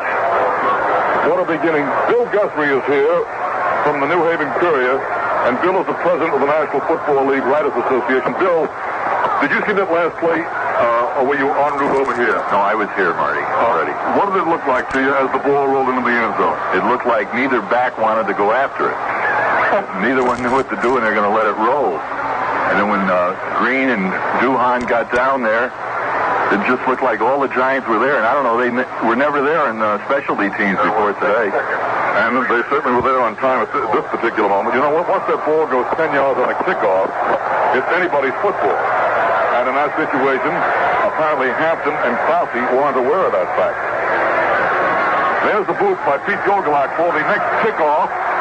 And it's Hampton with it up the middle. He comes to the 15 to the 20 to the 25-yard line. He's got room now. He has 200 feet. Puts back and down he is at the 48-yard line. A fine run back by Dave Hampton. He almost broke it. That was Willie Williams catching him from behind after big number 74, Dave Roller, had slowed him up. And they continue to run back just about every kickoff except the one before this, practically to midfield. The Giants are leading 28-7. It's first and 10 on the 48 of the Green Bay Packers as Bratkowski stumbles as he goes back, but he throws out to the left flat and is stopped by Brock Hume. The penalty marker is thrown down, and it's holding called against the Green Bay Packers. And the Packers at this moment seemingly are doing everything wrong. Combination of two things. Packers doing everything wrong, and the Giants practically doing everything right. When they're supposed to be there, they're there. Well, holding penalty called against the Green Bay Packers. They'll mark off 15 from the spot of the previous down. And the Giants are leading the ball game 28-7 in as wild a first half of pro football as I've ever seen. You realize, Marty, my defense has scored as many touchdowns as your offense? The score is 28-7, right? No, it's 14-14. 28-7. The New York Giants are out in front. Ball is at the 34-yard line. Through the line of scrimmage now come the Green Bay Packers. It's first and 25. Signals being called by Zeke Bratkowski. He's had a rough afternoon thus far. A draw play goes to Johnny Anderson. He has blockers up front, up to the 40-yard line. He circles back to the left, up to the 45, and down at the 49-yard line on a good open field tackle. Willie Williams making the stop. The Giants playing in a very loose defense now, guarding against the bomb, the long pass. We're all over the field, and once Anderson got past the line of scrimmage on that draw play, he had a lot of running room. The Giants playing it very loosely, looking to prevent a Packer touchdown. Well, when players resumed as the Packers have called time with 59 seconds to go in the first half, it'll be second and about 10, a little less than 10 at the 49-yard line of the Green Bay Packers. When you recap the scoring at halftime, Chip, I want you to pay close attention, or at least I shall, and the fans too, because description of how these touchdowns came about is really remarkable. You're testing me. That's right. You know, it isn't very often you see a kickoff recovered in the end zone, 9 yards in the end zone, might be right in front of the end line. And, of course, our enthusiasm, too, has to be considered. After 6 losing exhibition games in which we had very little to talk about, the Giants suddenly explode in this second quarter against Green Bay, both offensively and defensively, in spite of the fact that 2 of their top receivers, Houston has been their top receiver, but the man Houston is playing for, Don Herman, has apparently aggravated his shoulder injury. He's out of there. And Bob Tucker has apparently aggravated his ankle injury, and he's out of there. But Houston and Coach Hyde have done a tremendous job filling in, and the Giants' defense has sparkled. Well, it's second and 10 now as play is about to be resumed. 59 seconds to go in the first half. Second and 10 on the Packers' 49-yard line. The Giants are leading 28-7. Bratkowski takes the snap, rolls out to his right to pass. Setting up now, looking downfield, being rushed. Throws down the right side, and it is caught at the 25-yard line by John Phillips. He's down immediately at the 25, and they call for time. A perfect lead pass thrown to Phillips. Well, the Giant defense again playing this time just too loose, had dropped back. They were trying to cover Carroll Dale deep, and Phillips got in between the Giants' defensive backfield and the linebackers and had a lot of room to catch that pass. That play took 10 seconds. There are now 49 seconds remaining in the first half. It's the second timeout called by the Green Bay Packers. They have one more left to them. They trail on the ball game 28-7, and it's first and 10 when players resumed at the 24-yard line of the New York Giants. That's the first deep thrust of the ball game for the Green Bay Packers. Say, if nothing else, the Packers are now, because of that pass, in good field goal territory, but of course they're looking for that touchdown. They want to get back at least one of those 2 mistakes they made a couple of minutes ago. The Giants in danger of playing just a bit too loosely now. They're going to have to tighten up that defense. They were looking to avoid the bomb, the one that would go all the way, but they've given up 2 completions here that have put Green Bay in good field position. Well, one on the draw play, 1 running play, and 1 long pass. First and 10 at the 24-yard line. Carroll Dale flanks wide out to the left side. John Phillips looks wide to the right side. They're running back to Donnie Anderson and John Brockington. Zeke Bratkowski, the old pro, takes the snap, drops straight back. Setting up now, throws down the middle. And is caught by Anderson at the 15-yard line. He's down immediately to the 15, a gain of 9 yards. Ralph Heck covering on the play. Anderson cut in front of him. Heck was beaten on the play, tried to jar the ball loose. Here go the Packers without a huddle. They're at the line of scrimmage now. Bratkowski under the center. Clock is running, shows 30 seconds. Bratkowski back to pass. Setting up. Throws angling to the left. And it's caught by Brockington, who's hit down to the 20-yard line. A pass into the left flat, losing 5 yards. Scott Eaton covering beautifully on the play. As soon as Brockington caught the ball, he caught Scott Eaton. Eaton has been playing close to the line of scrimmage, helping out. trying to take away, as we told you, that Packers sweep, trying to help out against the running game, and that time he recovered beautifully on the pass. Eaton, who's got all the tools. First time he's playing tight safety. He began this year, got all the tools. He missed the game because of injuries. He's played very well today. When play is resumed, as the Packers now have called their third timeout of this first half, and that's their limit, it'll be 3rd and 6 for the Packers. The ball is on the New York Giants 20-yard line. Dave Hampton has come into the lineup, replacing Donnie Anderson. And obviously he came in with the play from the bench. So it'll be 3rd and 6 for the Packers on the Giants' 20-yard line. There are 21 seconds remaining in the first half. And the Giants lead the ball game by a score of 28-7. This crowd has been rather restive throughout this first half, as they are not accustomed to seeing Green Bay errors, mistakes, and they've been numerous. Nevertheless, the New York Giants have been able to move that football and play very aggressive defensive football, too. Ball is at the 19-yard line. Make it 3rd and 5 at the 19-yard line. Here's the play now through the line of scrimmage. Bratkowski under the center looking over the Giant defense, packed in solidly. He rolls out to his left to pass. Being rushed, a blitz is on. He throws the ball into the end zone, and it is caught by Dave Hampton. What a catch! Over the shoulder, and the New York Giants are mad that the play is completed. Good for a touchdown. What a throw, too, Marty. He threw that ball while running to his left. The Giants had the blitz on, and that left Hampton covered by John Douglas, and Douglas just could not keep up with Hampton, although Hampton had Douglas in front of him, Williams in back of him, and he made a beautiful catch. But the old pro, Zeke Bratkowski, throwing while running to his left. A magnificent throw, too. That's a big lift for the Green Bay Packers. That makes it 28-13. Only 15 seconds to go in the half. One after attempt coming up now. Dave Conway will try it. The rookie from Texas, Donnie Anderson holding. Conway kicks straight away. The ball is snapped, placed down and booted, and it's good. So the Green Bay Packers now trail 28-14. New York Giants leading by 4 touchdowns to 2, and 2 of those touchdowns came within seconds of each other. That last play was good for 19 yards and the touchdown. And as Chip pointed out, Bratkowski rolling to his left and running to his left, throwing while being rushed on a blitz.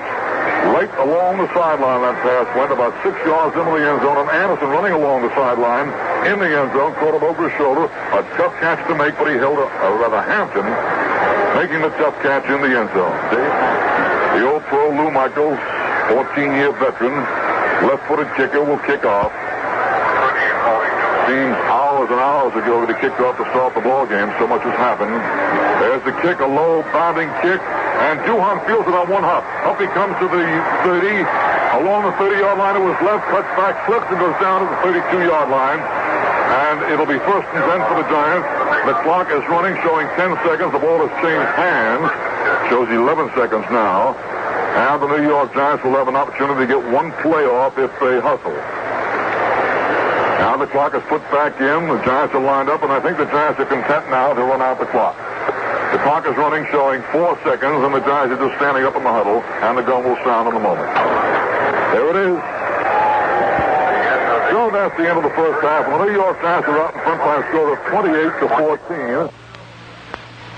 He's back on the field now. The Giants taking the field. The Green Bay Packers about to take the field. The Giants will be kicking off to Green Bay to start the second half. Some quick statistics for you. Total offensive yardage for the Giants in the first half, 167 to Green Bay's 100. 43 rushing to Green Bay's 34. 124 yards passing to Green Bay's 66. So the Giants have an edge all the way, particularly in passing. The rushing yardage for both teams almost negligible because of the very, very slippery underfooting. The Giants, as we said, will kick off to Green Bay. The Giants leading in the ball game 28-14. And now the offensive play-by-play call to start the second half. Once again, Marty Glickman. Right chip, Larry Krause and Dave Hampton waiting near the goal line at about the 2. Krause is spelled Krause, K-R-A-U-S-E, but he pronounces it Krause. Larry Krause and Dave Hampton. Giants leading 28-14. There's the kick by Gogolak. Far wide but fairly short, coming now about the 8-yard line, taken by Hampton. Up the middle he comes to the 20, angles to the left of the 25, and down to the 27, 28-yard line. And it'll be 1st and 10 for the Green Bay Packers there. And once again, as he has all afternoon, John Douglas making the stop, leading the defensive team downfield. Let's pause 10 seconds for station identification. This is Shannon in the morning, coming your way Monday through Saturday, 5:30 to 10, here on the fresh air sound of Radio 81, WGY Schenectady. Rookie is in at quarterback for the Green Bay Packers. Number 16, Scott Hunter. Signals being called by Hunter. What a spot to be in. Takes the snap, rolls out to his right to pass. Sets up now. Starts to throw and throws deep down to the right side to Carroll Dale. And he's got it for a complete pass at the 49. He's forced out of bounds. And for only the second time this afternoon, the Green Bay Packers test Bernie McRae. Both times they were successful. McRae allowed Dale to get in front of him, and Scott Hunter completed his first pass of the afternoon. And the Giants, I'm sorry, Chip, I was going to say his first pass as a professional. Scott Hunter, a rookie out of Alabama. He's 6'2", 205 pounds. As we said, he wears number 16. And that should give both Mr. Hunter and the Packers a lift. It's 1st and 10 at the 49 of the Green Bay Packers. The Giants are leading 28-14. Carroll Dale flanked very wide to the left side. Signals being called by Hunter. Takes the snap. He hands up to Donnie Anderson, driving over his own left tackle. He moves upfield for 7, 8, 9 yards. Leading 10. Very close to a first down on a smash off his own left tackle. He's like behind brilliant blocks by number 71, Francis Fay, and number 62, Bill Luke. They're going to measure for the first down here, Chip, and the R6 being brought out is very, very close to the first down. And in 2 plays, the Green Bay Packers have come from their 28 to the New York Giants 41, 42-yard line. The R6 are out there now. Measurement, and it is just shy of a first down by a couple of inches. Lockhart made the stop, but what the Giants have to do now is take away that momentum that Green Bay went off the field with. In spite of the fact that the Packers were trailing 28-14, they did manage to score that touchdown with 15 seconds left in the first half. It gave them a lift, and it looks as though that lift is carried over. Scott Hunter, having talked to Coach Dan Devon up on their sideline, has rejoined the huddle. The green and gold of the Green Bay Packers breaks the huddle, moves to the line of scrimmage. The New York Giants in white uniforms, muddied a little bit now. Through the line of scrimmage, still a split wide to the left side, flank wide right is Carroll Dale. 2nd and inches. Hunter takes the snap, goes back to pass, sets up, throws angling to the left side, and it's caught by Phillips.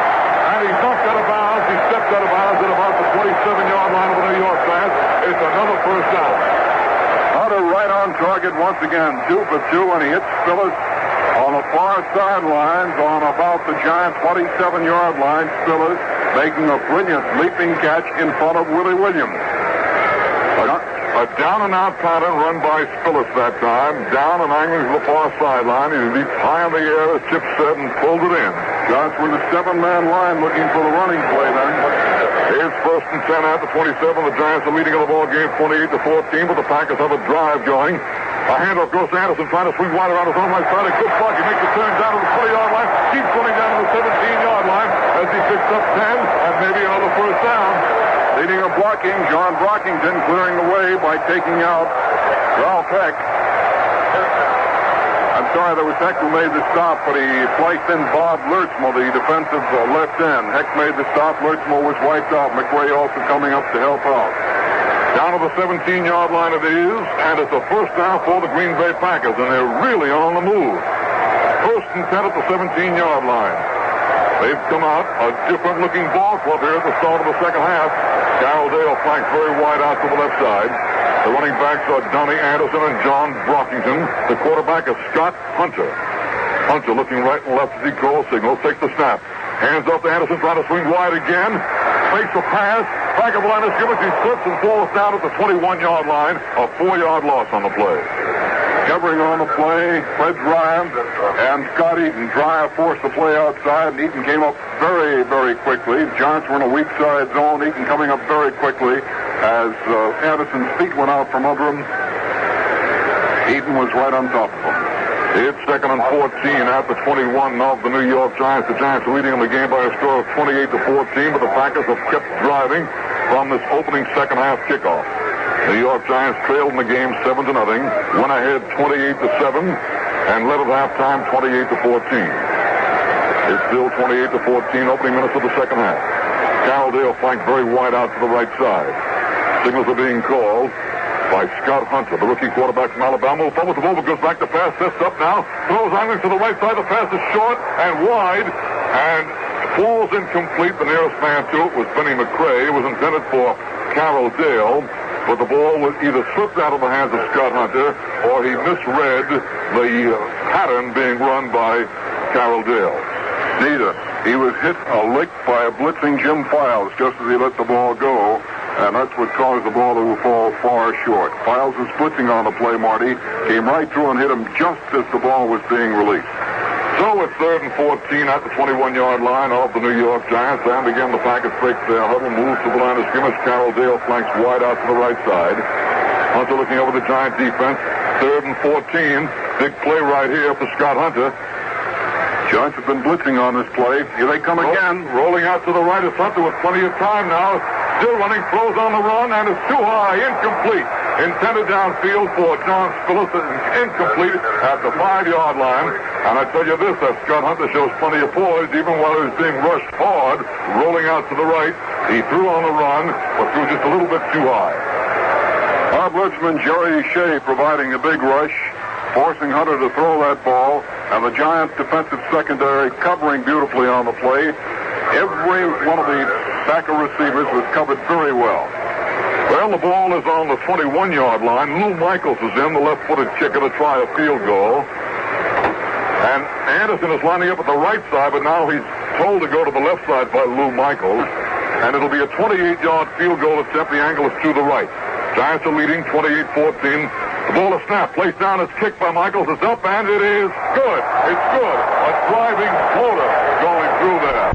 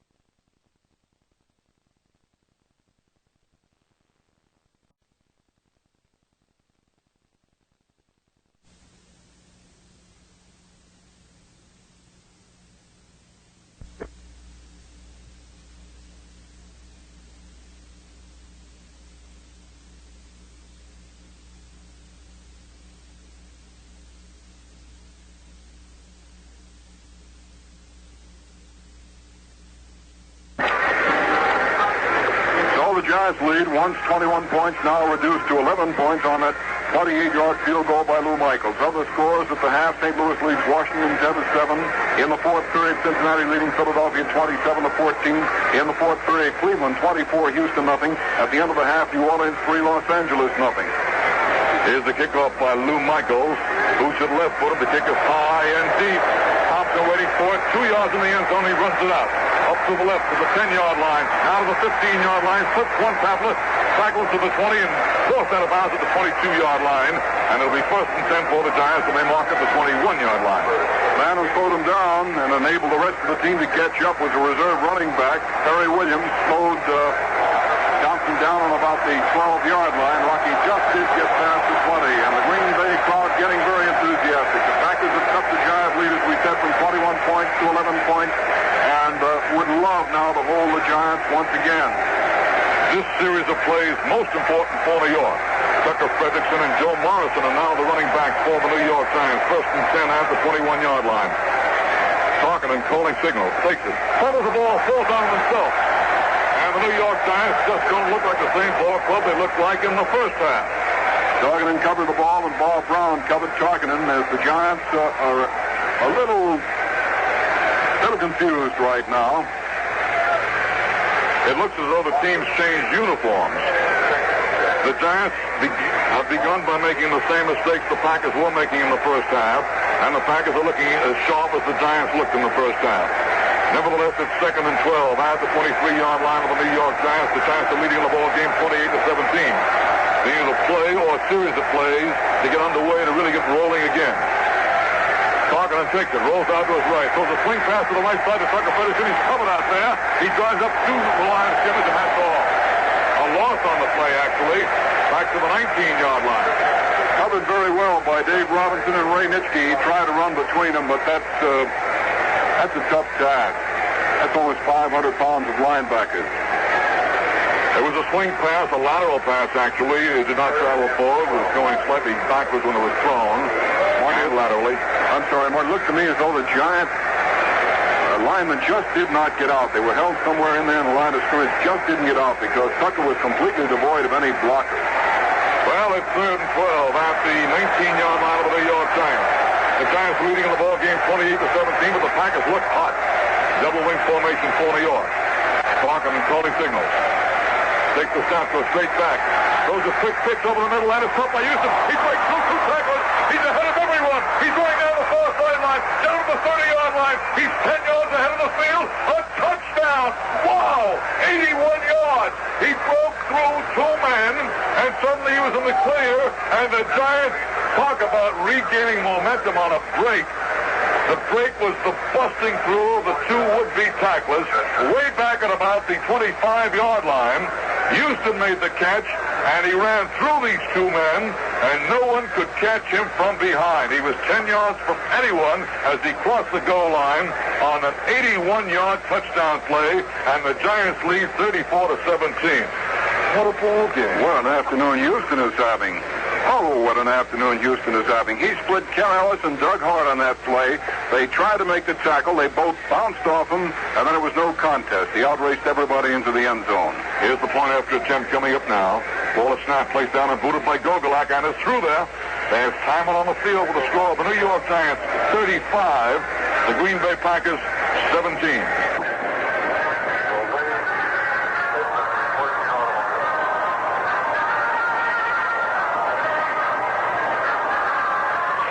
Morning in rural America.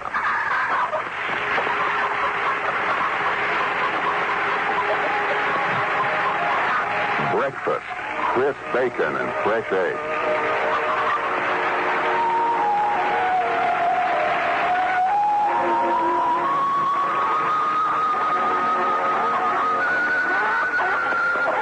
You just can't beat life in rural America. There's hardly anything comes close to it. The possibilities can be unlimited. Rural America can grow. There's plenty of clean air, living and working space. Small independent business could make this way of life possible. New industry with good jobs could bring people back to rural America. And you can help be a part of this move, this Operation Build America. For the facts and information, write National Federation of Independent Business. That's NFIB, Washington Building, Washington, D.C. Pete Gogolak ready to kick off once again. The Giants leading 35-17. The boot by Gogo is high in the air. Hampton waiting for it at the 8-yard line. He takes it, runs up the middle of the 20. Angles from left to the 25 and 30. Out in the clear from the 20 to 25. He has 2 men to beat. He's angling the far sideline of the Giants 40 to the 30-yard line. Over to the far sideline to the 20-yard line. And he's knocked out of bounds at the 21-yard line. A run back by Dave Hampton. Pete Athos caught him. Athos, the reserve defensive back, caught him from behind, or at least had the angle on him, and what a ball game. It's incredible. Run backs, long passes, long plays. First the momentum goes to one team, then to the other. The Giants get it. It swings to Green Bay, back to the Giants, now back to Green Bay. Meanwhile, the score is Giants 35, Packers 17. Our first final of the afternoon, New England has upset Oakland 20-6. The New England Patriots. What a win for them. First and 10 at the 21-yard line of the New York Giants. The Green Bay Packers in possession of the ball. Scott Hunter takes it. Takes the handoff. Goes back to pass. Throws over to the left side. And is caught by the tight end McDougald along the far sideline. Touchdown! Touchdown! He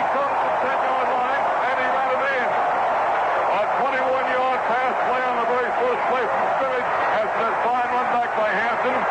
Scott Hunter throwing to the tight end, cutting across to the weak side. No one there to cover him. He caught it at the 10 and ran it in for the score, and it's 35-23. And another final. Atlanta 20, San Francisco 17. How about that one? How about this one? 35-23. This is as wild a football game as Green Bay has ever seen. Signals are being called for the point after. Snap booted by Michaels, and it's good. There's Hyman on the field with the score. The New York Giants 35 and the Green Bay Packers 24.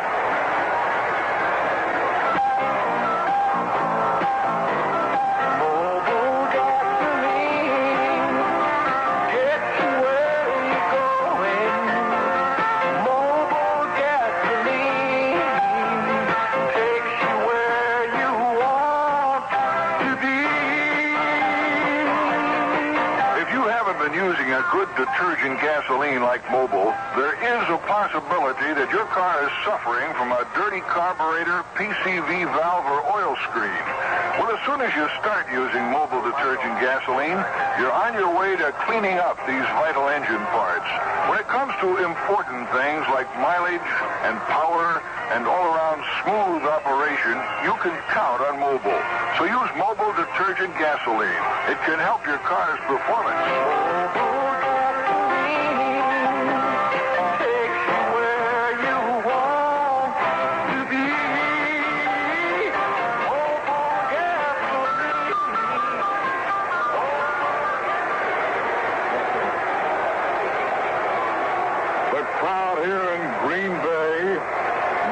Murmuring. Here's the kickoff by Michaels. The Packers are trailing the Giants 35-24. Thompson takes it at the 5-yard line. Stuffs up to his left to the 15, to the 20, to the 25. Quick in the clear for the moment to the 30, and down he is at the 33-yard line. A good run back by Rocky Thompson, and it'll be Giant ball, first and 10 on that 33. Former Giant, former Green Bay Packer, and a former Los Angeles Ram. Tommy Joe Crutcher making the stop on that play. Well, it's first and 10 for the New York Giants on the 33-yard line. They'll be talking about this one for a long time. 35-24. The Giants lead by 11 points. Houston flanks wide out to the right side. Clifton McNeil flanks wide left. Parkin, the quarterback. Fredrickson and Duhan are all the running backs. Signals being called. The handoff goes to... No, Joe Morrison on top up the middle. He drives up to the 40-yard line, and he stopped at the 40. Waited for Humble. After the whistle blew, however, and the Giants retain possession at the 40-yard line. It'll be second and 3 at the 40. Red Carr came up with the ball, and he's haranguing an official right now. But as Marty called it, after the whistle is blown, Ball at the 40-yard line makes it second and 3 at the 40. The New York Giants are leading 35-24 in this wild ball game played on a miserable day here in Green Bay. Giants go to the line of scrimmage. Morrison and Fredrickson, the running backs. The handoff goes to Joe Morrison again. He drives up the middle, goes up his own right guard, goes 4 yards more, up to the 44-yard line. He's got a first down.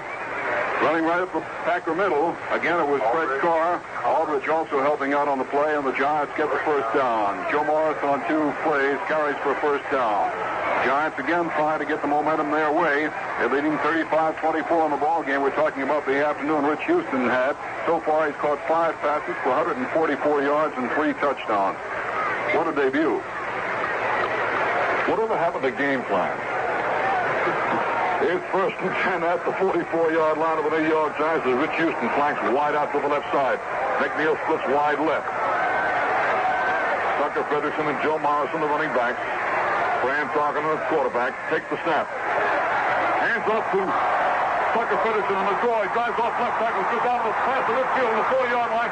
Keeps driving down to the 35-yard line, and he's knocked out of bounds at the 34-yard line on a brilliant run by Fredrickson. A smashing driving run. And 2 brilliant blocks by Willie Young and Joe Morrison. Stop finally made by 3 defensive backfield men, Hart, Woods, and Matthews, but good blocks by both Morrison and Willie Young. Willie Young wearing number 65 in the ball game, his jersey 69 ripped off early in the game.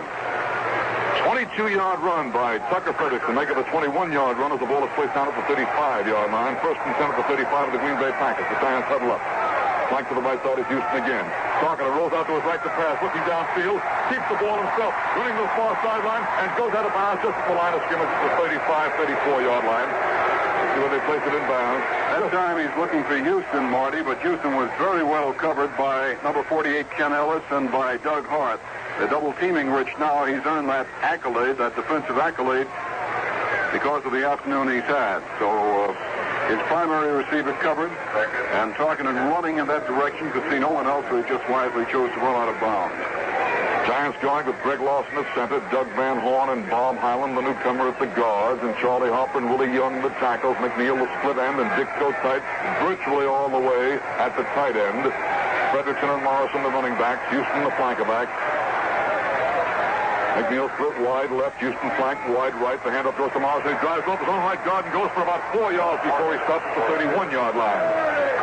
Again, Fred Carr, that very active right linebacker, weak side linebacker coming across the leg to tackle, filling the hole the Giants had opened up in the Green Bay Packer defensive line. Giants going straight up the middle, going at that second-year tackle, Alden Roche, and it's Bob Brown. Roche, of course, in for Mike McCoy, who was injured early in the game, a knee sprain. Roche's been in since then. It's 3rd and 6 at the 31. A key play right here in the ball game. There are 6.5 minutes left to go in this third quarter. Giants leading 35-24. 3rd and 6 on the 31. Tarkenton takes it. Back to pass. Setting up. Throws down the middle. And it's incomplete. A little bit too high for Dick Kotite, who leaped high but couldn't quite hold on as the ball went off his fingertips and it fell incomplete. And here's Gogolak coming on the field. Thrown high and wide, intended for Kotite, as Marty described it, covered by Ray Nitschke, but Kotite had cut in front of him. Had the angle on Nitschke. Tarkenton just couldn't get the ball to him. It'll be a 38-yard field goal attempt. The angle is to the left. Here they line it up now. Fran Tarkenton will hold. 38 yards out. They're at the right hash mark. Kicking to the left. Signals are being called. The ball is snapped, placed down, and it's booted. It's up, high enough, and deep enough, and it is no good. No good. It's wide to the left. No good. So there's time out on the field with the score. New York Giants 35, the Green Bay Packers 24. More Giants football right after this message.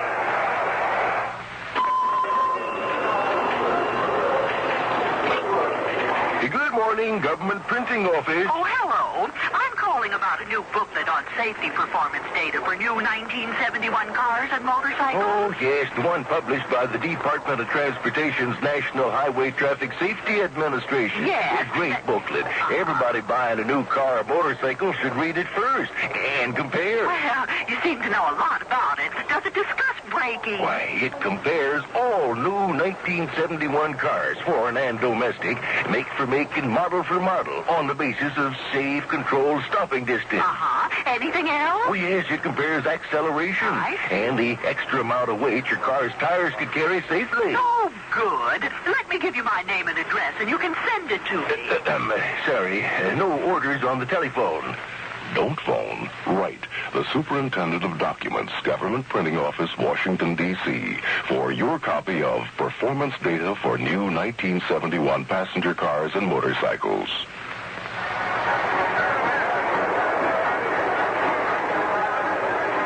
So the New York Giants leading in the ball game 35-24. Turned the ball over to Green Bay via that missed field goal by Pete Gogolak. Other scores in the fourth period: Washington 13, St. Louis 10.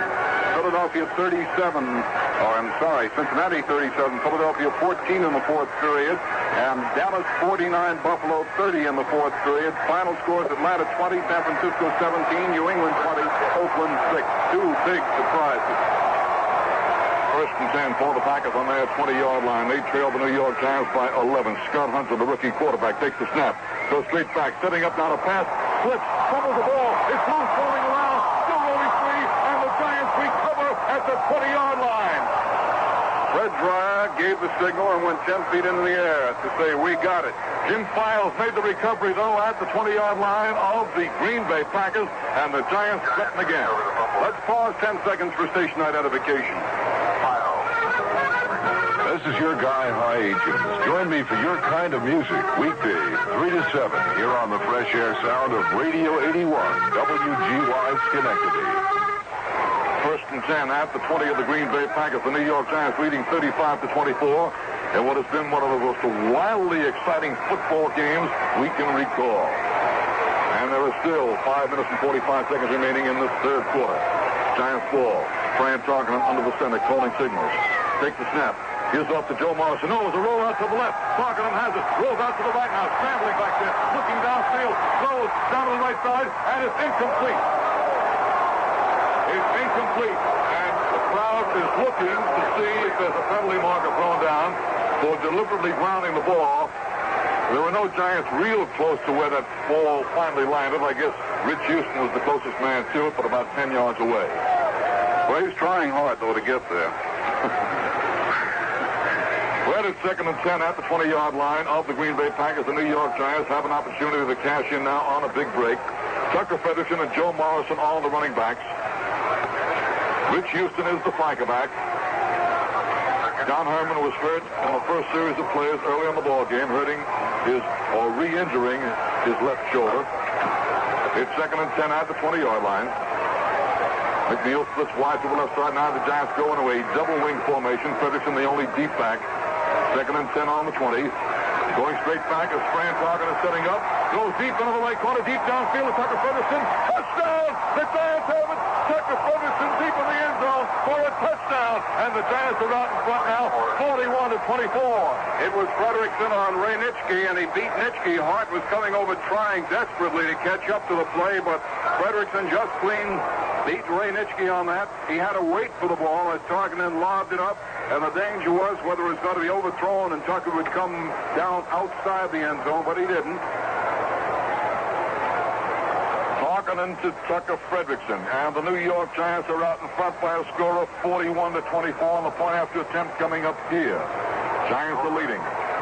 They trailed early in the ball game 7-0 as a result of a 100-yard missed field goal attempt. And then everything began to break. The point after attempt is good by Pete Gogolak. So there's time out on the field with a score. The New York Giants 42 and the Green Bay Packers 24. It will fit.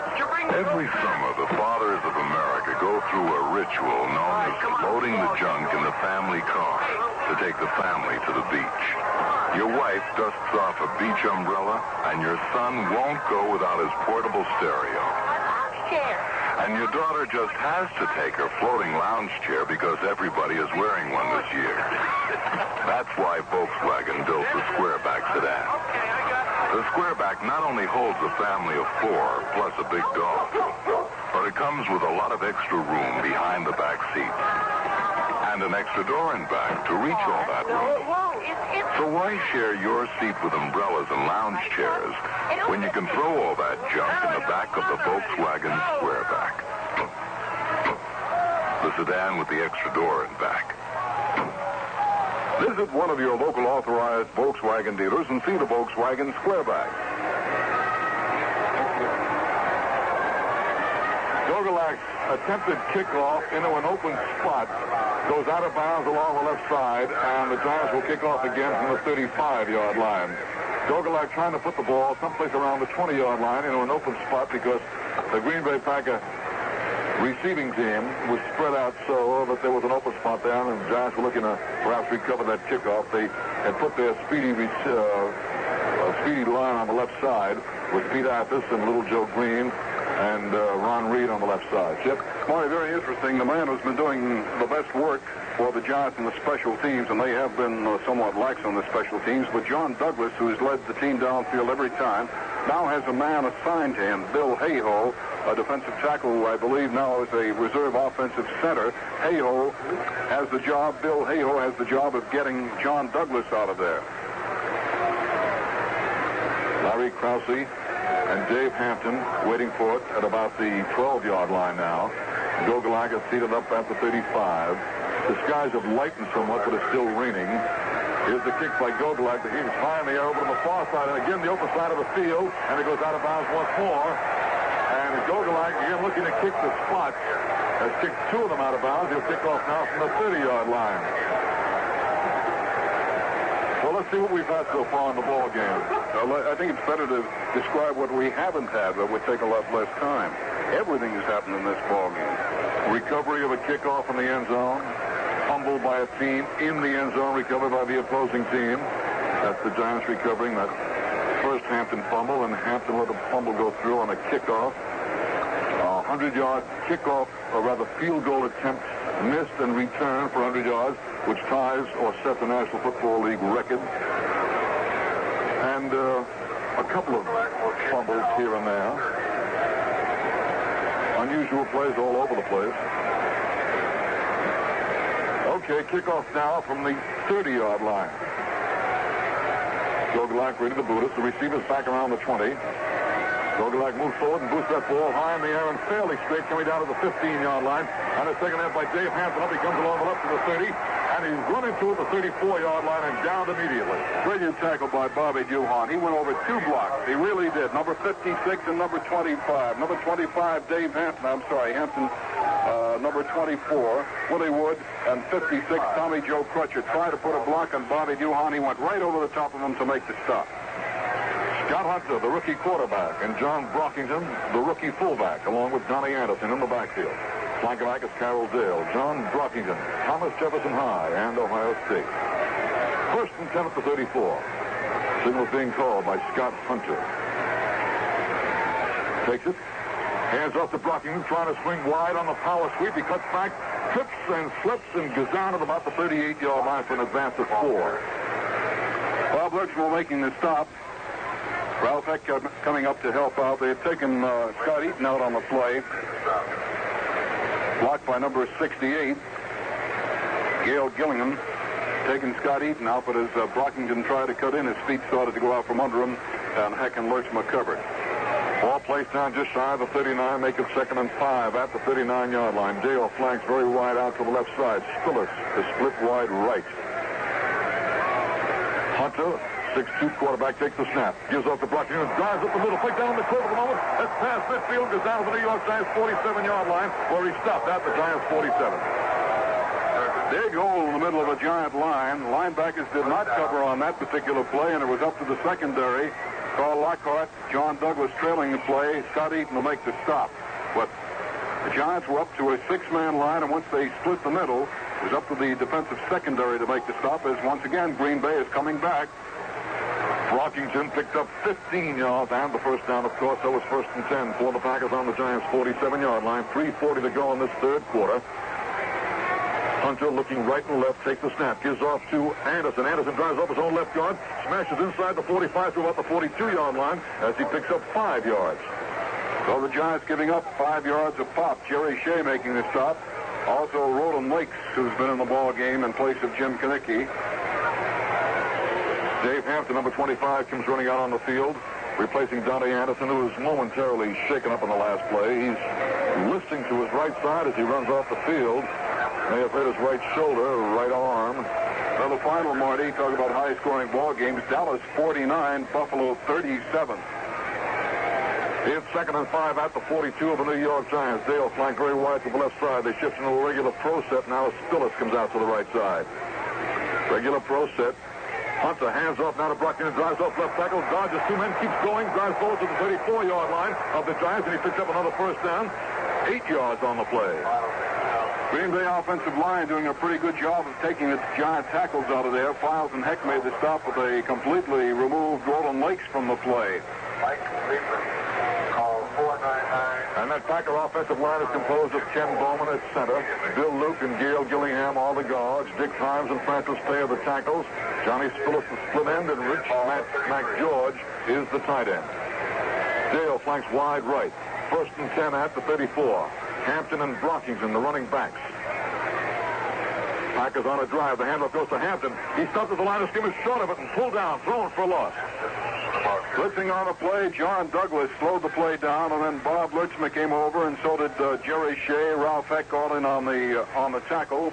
Henry Reed is in there now. Reed is in there in place of Bob Lurchmore. I'm sorry, Reed in place of Lurchmore. It's 2nd and 11.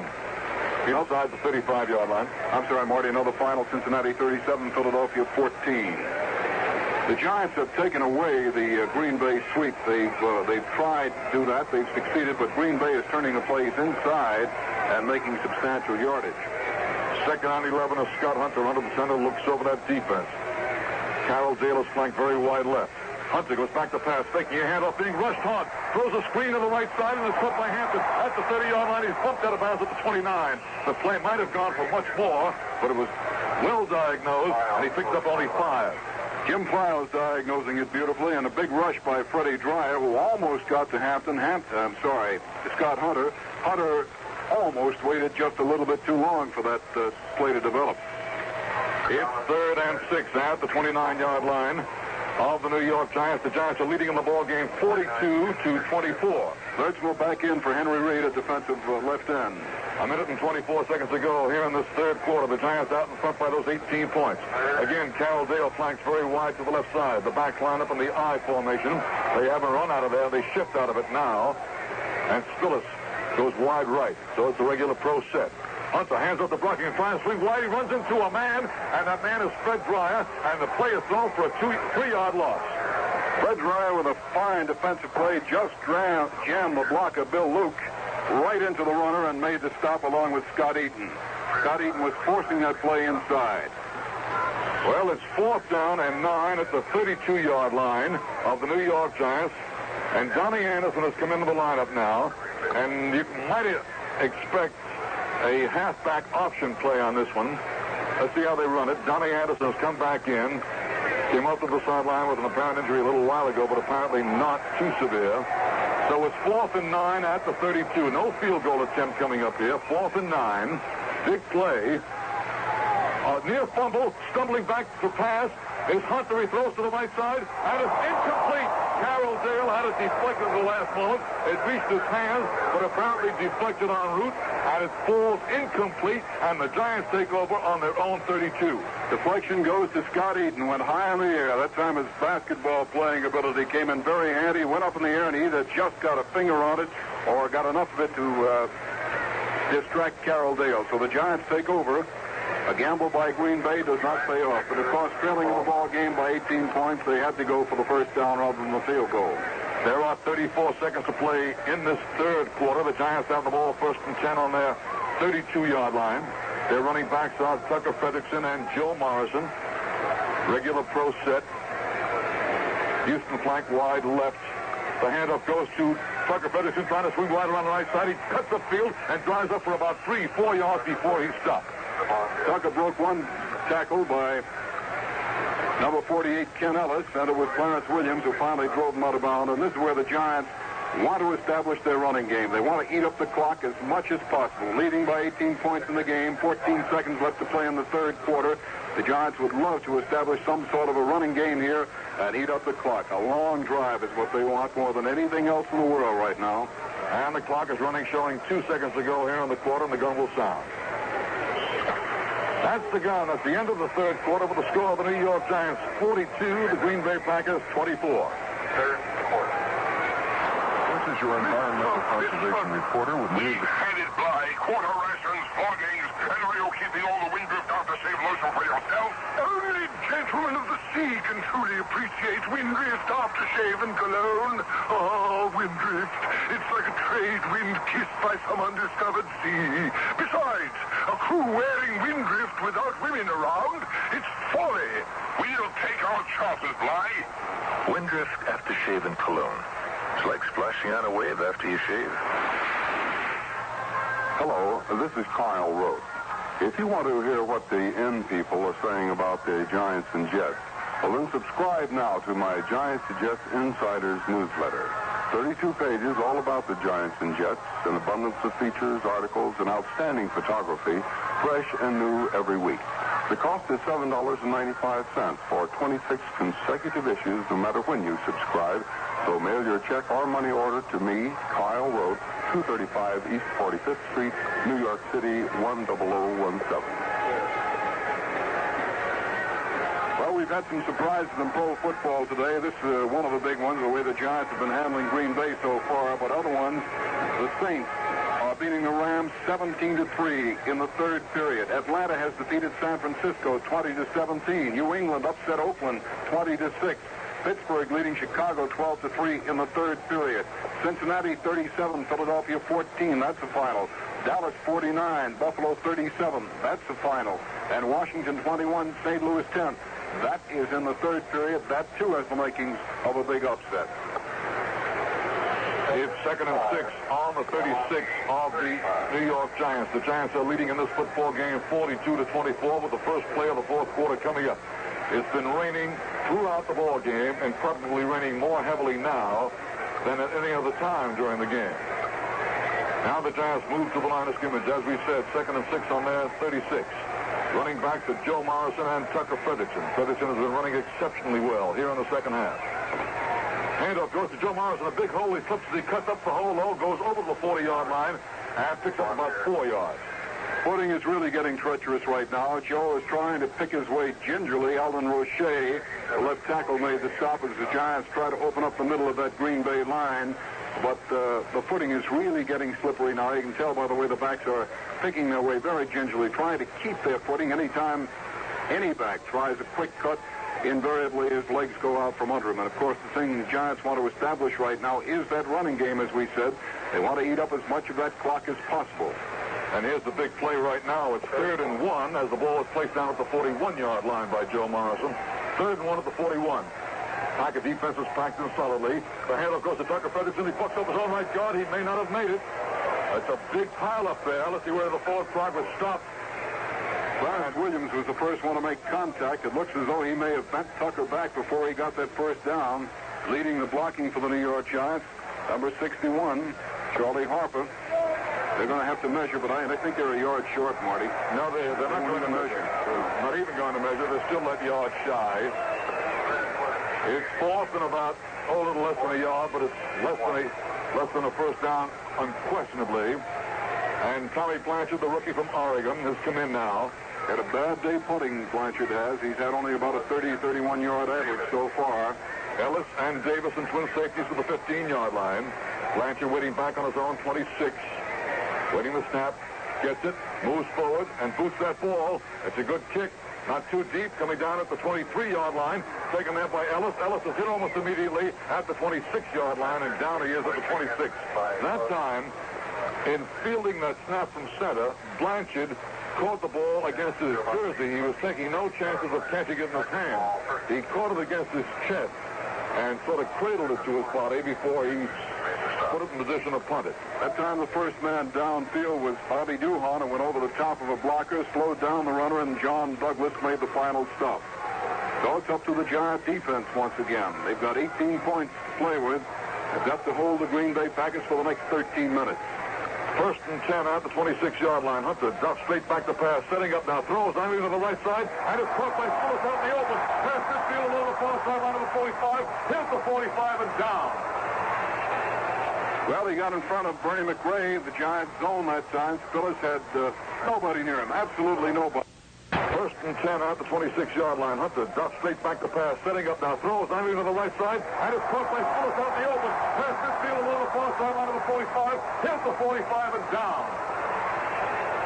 Well, he got in front of Bernie McRae, the Giants zone that time. Phillips had nobody near him, absolutely nobody. As he got to McRae, he tried to give him some open field hipper-dipper. They used to call it, but McRae made a sure tackle, held on him until Hughes, that's Pat Hughes, in place of John Douglas, came over to help out. Hughes is now in place of Douglas. Hughes, number 56. Douglas back in the ball game just as we give you the first change. John Brockington, their quarterback, the rookie from Alabama, Scott Hunter. He's done a good job. He rolls out to the left now, sets up, looking left and throws. Ball slips off his hands. It's up in the air, and it is almost intercepted by Spider Lockhart. It was intended deep downfield for Carroll Dale. Lockhart almost made the interception at the 10-yard line, but you could see even as he threw, the ball wobbling crazily, although with fair distance downfield, as the ball slipped out of his hands. Dale looked as though he had beaten Willie Williams on the play. Lockhart coming over to help out. The ball was underthrown, and underthrown by quite a bit. Had it been underthrown less than it was, might have had a shot on it. Jerry Shea is out now. Dave Roller in as the Giants attempt to get a little more of a pass rush, and that's what they're going to need. But Hunter obviously is going to go to the air. The running game, it's treacherous because of the underfooting, and the Packers have got to score at least 18 points in the next 12 minutes. Well, the Packers must gamble on offensive course, and that's the opportunity for the defense to take advantage of those gambles. It's 2nd and 10 on the 45 of the New York Giants. Hunter calling signals. A long count. Now he goes straight back. Makes the draw, fumble, rolled around, and recovered by the Packers. It's at the 46-yard line of the New York Giants. A loss of only a yard on the play, but it was booted around all right, and that ball and the field are becoming more and more slippery. Brockington, the man he tried to hand off to, is the man who fell on the ball. Well, it's 3rd and 11 at the 46 of the New York Giants. A couple of key plays coming up right here. As the Giants lead the ball game 42-24, Chip. Anything, the advantage is now definitely in favor of the Giants. They can afford the luxury of running and running out the clock. Green Bay needs the time and has got to gamble with a wet ball. Giants leading by 18 points, 3rd and 11 on the 46 of the New York Giants. Obvious passing situation here. And going back to pass is Scott Hunter setting up, being rushed, throws deep down to the right side, way downfield. And is caught by Carroll Dale at the 19-yard line. He stopped there immediately. How that man does get free. He came back to make that catch. That time, McRae had him covered all the way. The ball was underthrown, and McRae was still running with his back to the play. Dale turned around, cut inside of McRae, made the stop. McRae fell on him, and I think McRae was claiming that the ball hit the ground first, but the official who was downfield almost as fast as the receiver and the defensive back was right on it. So once again, the Giants are back on their heels. And the Giants are blitzing on that one, too. Spider Lockhart came all the way through and almost nailed Scott Hunter on the play. It's 1st and 10 at the 19-yard line. Signals being called down by Hunter. He's the rookie from Alabama. Takes it, and he hands off to Johnny Anderson. Drives off left tackle. Middle tackle. He's driving. Goes all the way in. Touchdown. A marvelous run by Johnny Anderson for 19 yards. He was hit 3 or 4 times. Reminiscent of some old Jimmy Brown runs when he would get hit and hit and hit again. And Anderson kept his feet, kept his balance, kept his drive, and went 19 yards for the touchdown to make the score now 42-30. 3 New York Giants had shots at him, and each of them let him get away. Again, it looked as though the Giants were looking for the other man to make the tackle, something they've been guilty of all during preseason and through a good bit of this game. Dave Conway will try the point after touchdown. They've had 2 place kickers here today, Conway and Michaels. Here's the point after attempt by Conway, and it's good. There's time on the field with a score. The New York Giants 42, the Green Bay Packers 31. More Giants football right after this message. This is your environmental conservation reporter with news of the outdoors.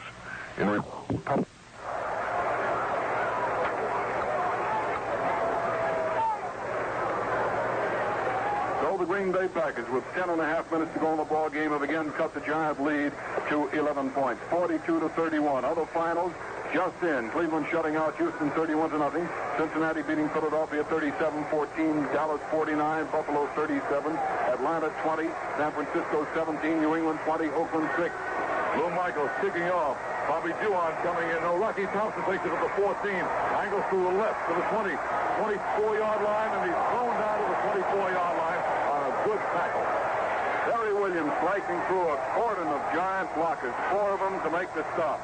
And that's the time the Giants wanted again for Rocky Thompson to break one at least to get in decent field position.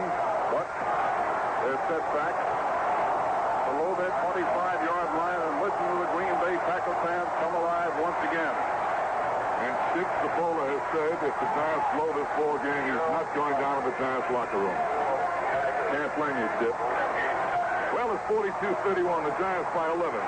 10 minutes and 8 seconds to go in the ball game. Fran Tarkenton, looking over that Giants defense, is running back to Tucker Ferguson and Joe Morrison. 1st and 10 on the 23. Signals being called. Tarkenton takes the pitch out, gives to Morrison a big hole. He drives up the middle for 7 yards before he's stopped. Fred Carr making the stop. Fred slicing over from his right side linebacker position, getting help from Doug Hart. as the Giants and the Packers continue to go at each other's guts right up the middle. It's the only way you can run this afternoon. Anything tricky, anything wide, anything that requires any great cutting has been totally negated by the footwork by the rain. Ball placed down at the 29-yard line, making it 2nd and 4 at the 29. A 6-yard advance a moment ago. Double wing formation for the Giants. Now they shift back into a regular pro set. Sarkinen into the center. Takes the snap, goes back to pass, throws angling on the left side, and it's caught by Houston, and it's good enough for the first down at about the 36-yard line. And I was just about to say that the Giants have to go to the air in order to keep their drive going. They've shown that they cannot continue on the ground because Green Bay is setting up a 5- and 6-man line to take away the Giant running game. And Rich Houston continues to have an outstanding afternoon as a pass receiver. Don Herman started the ball game as wide receiver. He was hurt on the first series of plays, re-injuring his shoulder. And Houston has scored 3 touchdowns thus far. And he's run up almost 200 yards on pass receptions. 1st and 10 at the 36-yard line. Houston wide out to the right side. McNeil splits wide left. The running backs are Fredrickson and Morrison. Fran Sarkinen under the center. Dick Coates at the tight right end. Signals being called by Fran. Takes the snap. Gives off to Joe Morrison. It drives up the middle. Goes up to the 40 to 41-yard line. Picking up 4 or 5 yards. Going behind a good block by Greg Larson, number 53. Red Carr again making the stop for Green Bay. He's made about 50-60% of the tackles, Carr. A very active linebacker with just incredible size for a linebacker. 6'5", 238 pounds. They tell me he's a 10-second sprinter. I'd like to see that. Well, I wouldn't question him about it, I'll tell you that. 2nd and 6 at the 40-yard line. Flacco wide out to the right side is Houston. Split wide left. Clifton McNeil. Joe Morrison and Chuck Fredrickson, the running backs. 2nd and 6 at the 40. Clock is running. The Giants lead 42-31. Hand up to Chuck Fredrickson. A big hole. He drives through and picks up 4 yards more before he stops. Somebody made a beautiful stop on that, Marty. Came over and plugged up that hole. Number 78, Bob Brown. It was, as you said, a big hole. Brown, though, rolled off a block. Got help from Ray Nitschke, but it was Brown who made that play defensively. Looked like Tucker had it. The clock is running, shows 7.5 minutes to go in this football game. The Giants are leading 42-31. It's 3rd and 3 at the 43-yard line of the New York Giants. Big play coming up right here. New York Giants may go to the air on this one. Long time in the huddle. Now they break it. Come to the line of scrimmage. Houston flanks wide to the right side. McNeil is split left. Running back Morrison and Fredrickson. Let's see what Sarkinen does. He's rolling out to the right, looking to pass, keeps the ball, throws down to the right side, and it's intercepted by the Packers along the left sideline. They knocked it around to the 48-yard line. Is the man who made the interception, Doug Hart. A wild pass thrown up there, intended for Tucker Fredrickson, and it's thrown a little bit too short, and Hart pulled it in. Looking for Dick Coates on that particular play, Marty. Just tried to lob it over Hart's head, but Hart went high in the air and made the interception. Coates looked like he had the angle between Hart and between the cornerback, Ken Ellis, and the ball just floated up there. Hart made the recovery, got back in time to make the interception, and just what the Giants were afraid of has happened.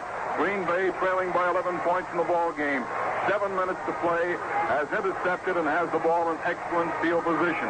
And the Giant defense, which has given up 31 points so far and has had its problems this afternoon, now gets put to the test.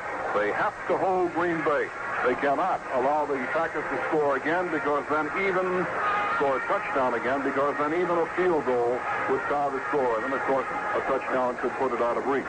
So 11 points is the difference with 7 minutes to play. Chip, an amazing thing has happened. On the sideline, Dan Devine, the coach of the ball club, has been hurt, and apparently hurt badly on that last play. Running to the near sideline, Hart made the interception and was run out of bounds, and a stretcher has been brought out, and Dan Devine is going to be placed on a stretcher. It looks like they're holding his foot, his leg, his left leg, and it's right in front of us, beneath us, of course, and an amazing situation where the coach has been hurt on a play, and particularly on a play which the softball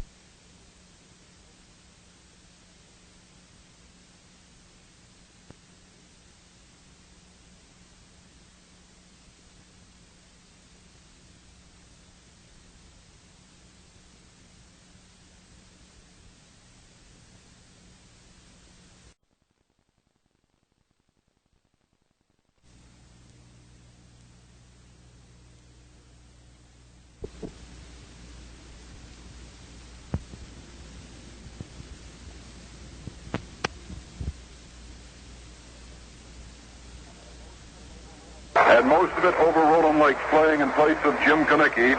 They're going over the right side of the Giant line, and picking up substantial yardage on the ground. Green Bay moving well. This is the series of downs in which Green Bay has got to be stopped by the New York Giants. And Dan Devine is being carried off the field on a stretcher along the sideline. 2nd and 3 at the 44-yard line now. Signals being called. The handoff goes to Anderson. Anderson drives in the middle, keeps driving for the first down, and goes to the 40-yard line of the New York Giants. He needed 3, and he made 4. Green Bay offensive line simply beating the Giants off the ball, just pushing them back. Even when they don't open any holes, they've got the Giants back on their heels. Jim Files made the stop on that play. Let's pause 10 seconds for station identification. This is Steve Fitz, your contact host. Call us weeknights from 8 to midnight. Here on the fresh air sound of Radio 81, WGY Schenectady. It's 1st and 10 at the 40-yard line of the New York Giants. The Green Bay Packers in possession. They trail the Giants. Back to pass is Hunter looking downfield with plenty of time. Throws to the right side. It's caught again by McGeorge. McGeorge along the far sideline is tackled at the 27-yard line. It's good for another first down. Green Bay Packer receivers are not only getting free, they're getting ridiculously free. Ralph Heck made the stop on that play, but McGeorge had no one near him. 1st and 10 for the Packers again on the New York Giants 27-yard line. 5.5 minutes to go in the ball game. The New York Giants are leading by 11 points, 42-31. And the clock is running, shows 5:20 now. As the Packers move to the line of scrimmage, signals are being called by Scott Hunter. Fine rookie quarterback. Takes the snap. And he hands off to Anderson and drives up his own left side. Puts up the curve for the moment, keeps driving. Inside the 20 to the 17-yard line. He's got about 10 and maybe a first down. Same play that he scored on a few moments ago. This time, Carl Lockhart and Jim Files making the stop. But again, going right over the Giants' right tackle. Timeout on the field for the moment because of measurement. It's either 2nd and inches or 1st and 10 at the 17. The R6 are being brought out now. 42-31, the New York Giants lead. They've led by as many as 21 points in the game. It's shy of a first down by half the length of a football. It'll be 2nd and 6 inches at about the 17-yard line. 4 minutes and 55 seconds to go in this football game. The New York Giants are leading 42-31. But the Green Bay Packers are threatening to narrow the margin. Scott Hunter running out on the field once again, number 16. What an option he has. He can go for that first down, or he has the luxury of waiting and possibly going for the pass, because he knows the Giants are going to be back in close. It's 42-31, the Giants by 11. Now Hunter has his force up at the line of scrimmage. Signals being called by him. Dave Hampton in the lineup now. He goes back to pass. Scott Hunter does throws down the middle, deep downfield, almost intercepted by Willie Williams. He had his fingertips on it in the end zone, and he couldn't quite hold on. Scott Eaton playing man-to-man with the big tight end, Rich McGeorge, was covering on the play. Eaton covering McGeorge. Williams coming over from his cornerback position, almost picked it off. Went up in the air, and it was off his fingertips. Again, Donnie Anderson goes back into the lineup, replacing Dave Hampton at halfback. Now guarding against the run. Reed is out. 3rd and 1.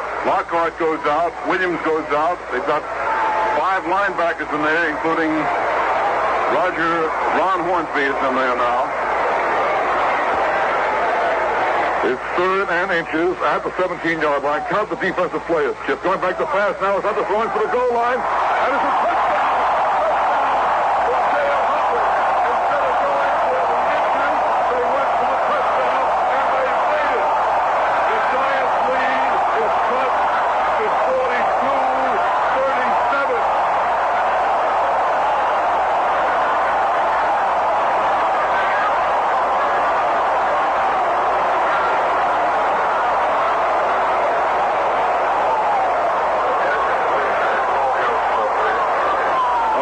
Into the line, and Carroll Dale going deep over the middle, caught the ball right at the goal line and in for the touchdown. 42-37, the point after attempt coming up here. Ball a snap, placed down and booted, and it is good. It's good. There's time out on the field with the score. The The New York Giants 42 and the Green Bay Packers 38.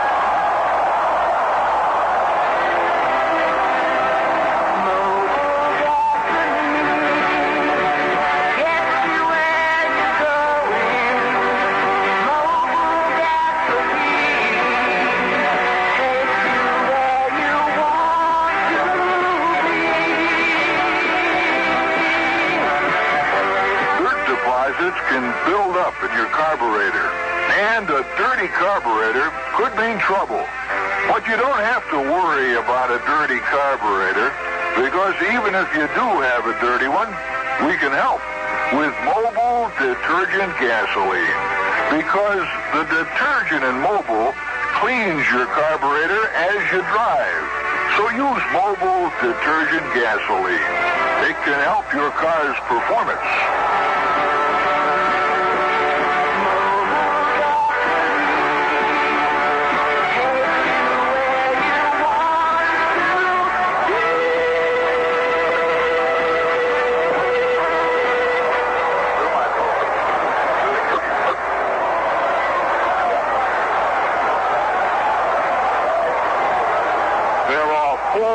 And 20 seconds left to play in this football game. The New York Giants, who led by as many as 21 points, now lead by 4 points, 42 to 38. The Giants are lined up to receive an onside kick. One man is deep. Lou Michaels will kick the ball. Let's see what he does with it here. He moves forward, and he kicks it deep. Going back is Bobby Duhan to the 10-yard line. He runs it up to the 15, angles to the right to the 20, 25, keeps going to the 29-yard line, where it's 1st and 10 on the Giants' 29. The clock shows 4:12. And Chip Capola, brave man that he is going down to the New York Giant locker room. Good luck, Chip. One of the New York Giants, Bobby Duhan, is hurt on the last play, holding his right leg. And he looks as though he may have to be replaced out there. Rocky Thompson was ministering to him a moment ago, but Rocky may have to stay out there. Now it'll be Joe Morrison playing the halfback position and Tucker Featherston the running back, which has been much of the time during the course of the second half of play. Time is out. The New York Giants are leading 42 to 38 in one of the wildest football games imaginable. The New York Giants trailed 7-0 after the run back of a field goal attempt of 100 yards. Put the Green Bay Packers out in front. Ken Ellis ran it back. He ran 100 yards on the short field goal attempt by Pete Gogolak. A few minutes ago, we mentioned that Dan Devine, the new coach of the Green Bay Packers, was carried off the field, run into on an interception. We understand now that he has fractured his leg. That's the word up from the locker room. And so Devine, the coach, is another casualty in this utterly unbelievable football game. New York has Bobby Duhan not on his feet. He's being helped off the field. He has his arms around the two trainers, Johnny Johnson and Johnny Siegel. And he's stepping very gingerly on his right leg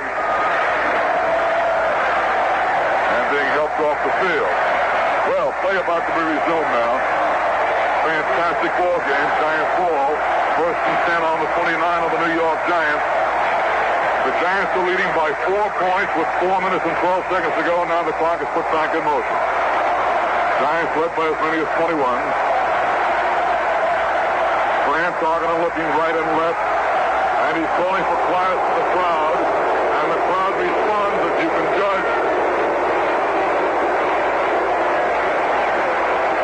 And now some of the Green Bay Packers are motioning to the crowd to hold it down, hold it down. Meanwhile, both teams huddle up on either side of the line of scrimmage, waiting for quiet again. And I'm sure when the Giants go to the line of scrimmage, the crowd will start to hoot and howl once again. The crowd has sat throughout a rainy afternoon, cold, rainy day here in Green Bay. Here comes the crowd again. Not too bad this time. It's 1st and 10 at the 29. The Giants leading by 4. Starkin takes the snap. Gives off to Featherston. He drives off right tackle. Goes for 1 yard. That's all. Up to the 30. And he's hit down by 3 of the Green Bay Packers. It'll be 2nd and 9 at the 30-yard line of the New York Giants. Ray Nitschke leading the defensive charge. A 14-year veteran for the Green Bay Packers. Nitschke wears number 66. For the Giants on offense, Greg Lawson at center. Bob Hyland, Doug Van Horn, the guards. Willie Young and Charlie Harper, the tackles. Dick Coates tight virtually all the way at tight end. And Clifton McNeil almost all the way at split left end. The running backs now are Featherston and Morrison. Linebackers Rich Houston has had a great afternoon. But now it's 2nd and 9 at the 30-yard line. Morrison and Featherston, the running backs. Tarkin and Coley signals. Takes the snap. Takes the pass. Hands off now to Tucker Featherston. Drives off left tackle. Goes for 2 yards. Up to the 32-yard line. It'll be 3rd and 7 at the 32, and the clock is running. Again, Ray Nitschke makes the stop, and now the Green Bay Packers call for time. They want to stop that clock. That's their first timeout of this second half. They're allowed 3, and those timeouts are critical. There are 3 minutes and 5 seconds up to go in this ball game. The New York Giants have possession of the ball. It's 3rd and 7 at the 32-yard line. Time has been taken. New York Giants play again next Sunday afternoon at home against the Washington Redskins. And the Giants' welcome home luncheon is scheduled for next Friday afternoon. We get word from downstairs that Bobby Duan has suffered severe cramps in his left leg, and that's why he was helped off the field. And perhaps those cramps can be alleviated before this ball game comes to an end.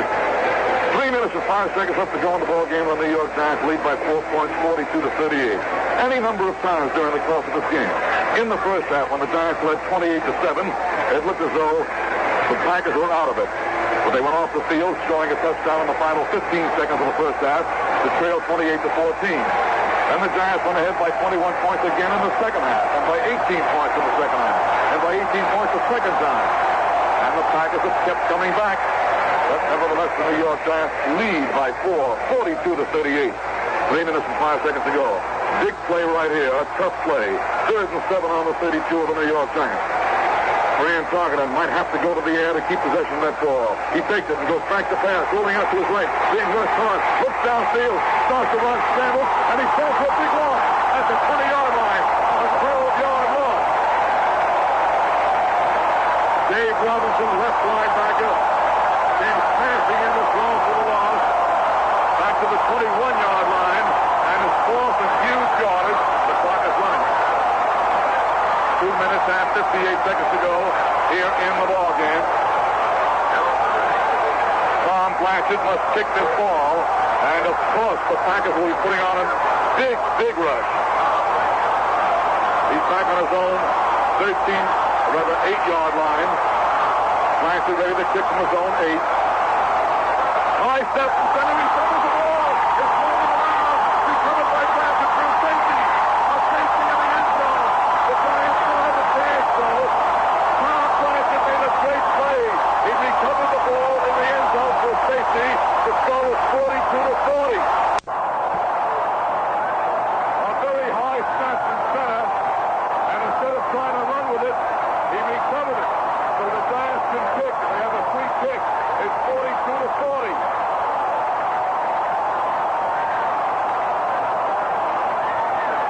And this crowd is on its feet and howling.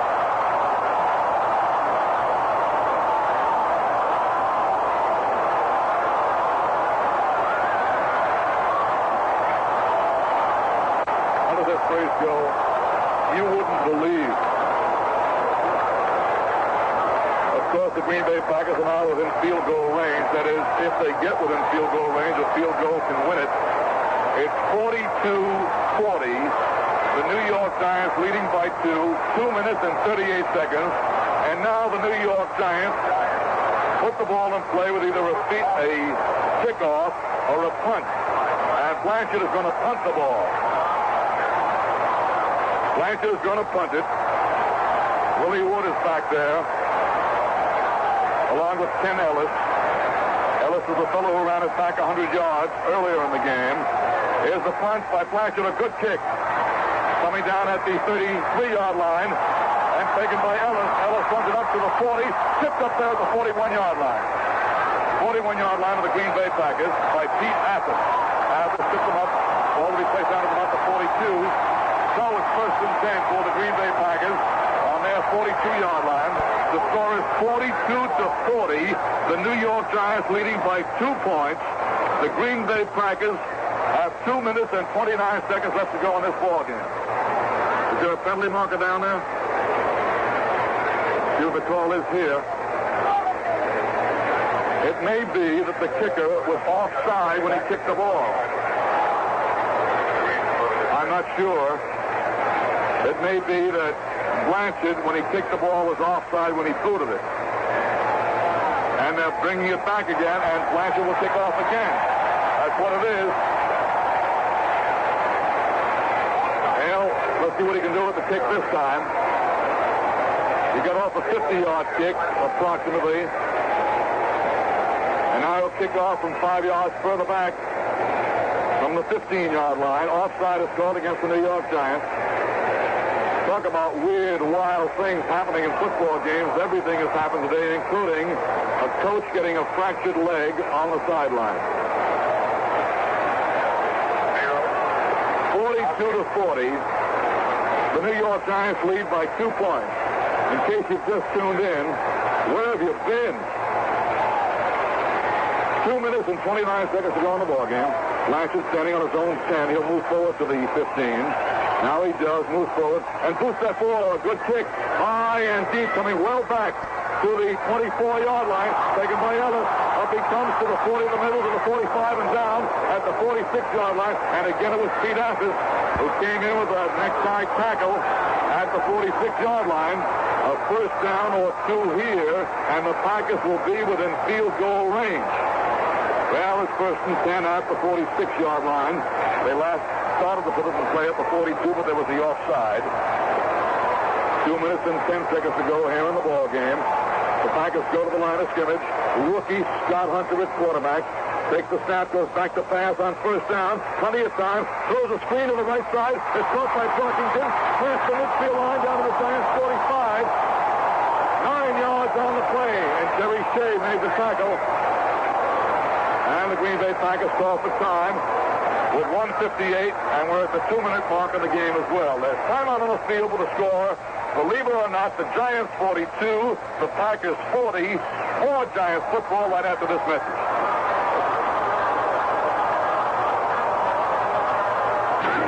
There are 1 minute and 58 seconds remaining in this football game.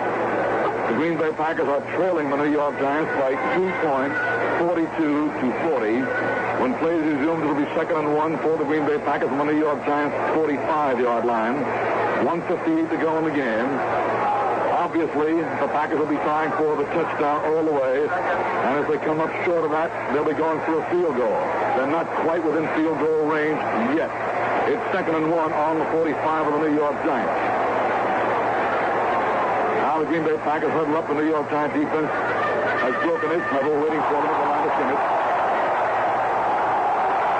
The Green Bay Packers have 1 timeout left to them. Packers a long time in the huddle. Still in the huddle. Most unusual, including the timeout as well. Now they break it and go to the line of scrimmage. Carroll Dale flanks wide out to the left side. Split wide right is John Phillips. They're running back to John Brockington and Johnny Anderson. 2nd and 1 on the 45. The handoff goes to Brockington. He stops at the line of scrimmage, but scrambles forward, twists away, and picks up 3 yards down to the 41-yard line and the first down. So it's 1st and 10 at the 41-yard line as Roland Lake finally made the tackle. Clock is running, shows 1:44 to go in the ball game. It's 1st and 10 on the 41 of the New York Giants. Hunter under the center again. No huddle. He goes back to pass. Setting up now with plenty of time. He throws down the middle. And it is deflected, incomplete. Almost intercepted by Spider Lockhart. It was intended downfield for Carroll Dale. Lockhart had his hands on it, and so did Dale. And it bounded away from both of them. So it'll be 2nd and 10 at the 41-yard line. The clock is stopped with 1:32 to go in the game. They're at the 41-yard line of the New York Giants. That's field goal range for some kickers. And some kicker is Lou Michaels. And another is Dave Conway. They have 2 field goal kickers here with the Green Bay Packers. One is a rookie Milwaukee, one is a 14-year veteran. Michaels, of course, being the 14-year veteran, used to play with Baltimore. Now it's 2nd and 10 on the 41-yard line. The ball is almost midway between the sidelines. 1:32 to go in this game. The handoff goes to Donnie Anderson, trying to run off tackle. He drives upfield, makes the turn, goes for 4 yards, down to the 36-yard line. 5 yards on the play. It'll be 3rd and 5 at the 36-yard line. And a minute and 20 seconds to go. The clock is running. Bob Lipscomb has stopped the play. The Packers line up without a huddle. They seem to be looking to get into field goal range. They have one timeout left to them. Going back to pass to Scott Hunter. Setting up. Throwing down the middle. Intercepted by Jim Files. Files at the 40. Along the near sideline of midfield. Running it out of bounds at the 43-yard line. And Scott Hunter shakes his head in disgust. Throws his hands down at the side. And goes to the bench disconsolately, sitting down, stomping his hands, walking up now, sitting down, dropping his head, kicking at the ground. Number 16, Scott Hunter, beside himself, as the interception was made by Jim Files with 63 seconds left to go in the game, and the Green Bay Packers have only one timeout left to them. The Giants are leading 42-40 on a tremendous drive by the Green Bay Packers, seemingly is going to go for a defeat. Through the line of scrimmage now of the New York Giants. Talking him to the 43-yard line, calling signals. Still calling signals. Keeps it himself and goes down on the ground, picks up a yard on the play, perhaps, and there's a big pile up. And now the Green Bay Packers call for time to stop the clock. 59 seconds to go in the ball game. The clock is stopped. When play is resumed, it'll be 2nd and 9 at the 42 of the Green Bay Packers. Now play is about to be resumed once again. Green Bay Packers had called the time. The clock is stopped. That was their last timeout. 59 seconds to go in the ball game. The New York Giants are leading by 2, 42-40. Fantastic football game. Grant Tarkenton calling signals under the center. And he keeps it again. He just goes down to one knee under the center. And the clock keeps running. Shows 52 seconds to go. It's 3rd and 9 at the 42-yard line. No timeouts left for the Green Bay Packers. And all Fran Tarkenton has to do is kill that clock. Call one more play, hold on to the football. The Packers can do nothing about it. They're frustrated in that huddle. They cannot call a timeout, and obviously the Giants will not call a timeout. The clock shows 28 seconds to go. The Giants have to get a playoff, of course, inside of 30 seconds. And they're getting that playoff now. It's 3rd and 9. Tarkenton calls signals. And again, he just goes down one knee with a 1-yard loss. It'll be 4th and 10 at the 43-yard line. And the ball game is over except for 10 seconds to go. 9 seconds, 8 seconds. The Giants are beginning to walk off the field. The Packers are just standing around. 3 seconds. The New York Giants are winning it, of course.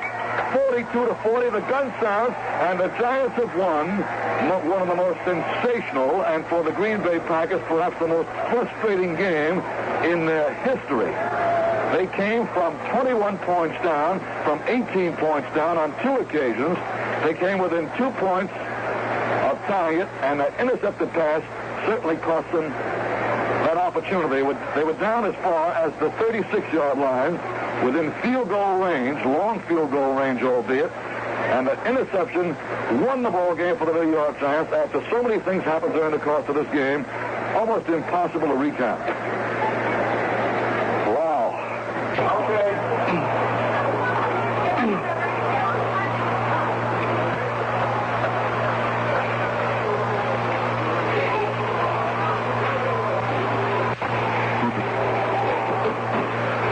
Have been the best game ever played from an aesthetic point of view, but it certainly was one of the most exciting. The New York Giants, after 6 straight preseason losses, coming back to defeat the Green Bay Packers 42-40.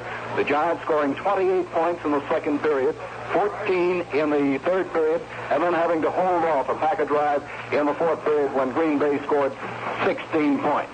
The New York Giants, with, as we said, 28 points in that second period, getting a touchdown on a 6-yard pass from Fran Tarkenton to Rich Houston, another pass from Tarkenton to Houston, good for 39 yards, and then the defense coming along to pull off 2 quick touchdowns, 2, as a matter of fact, in 6 seconds.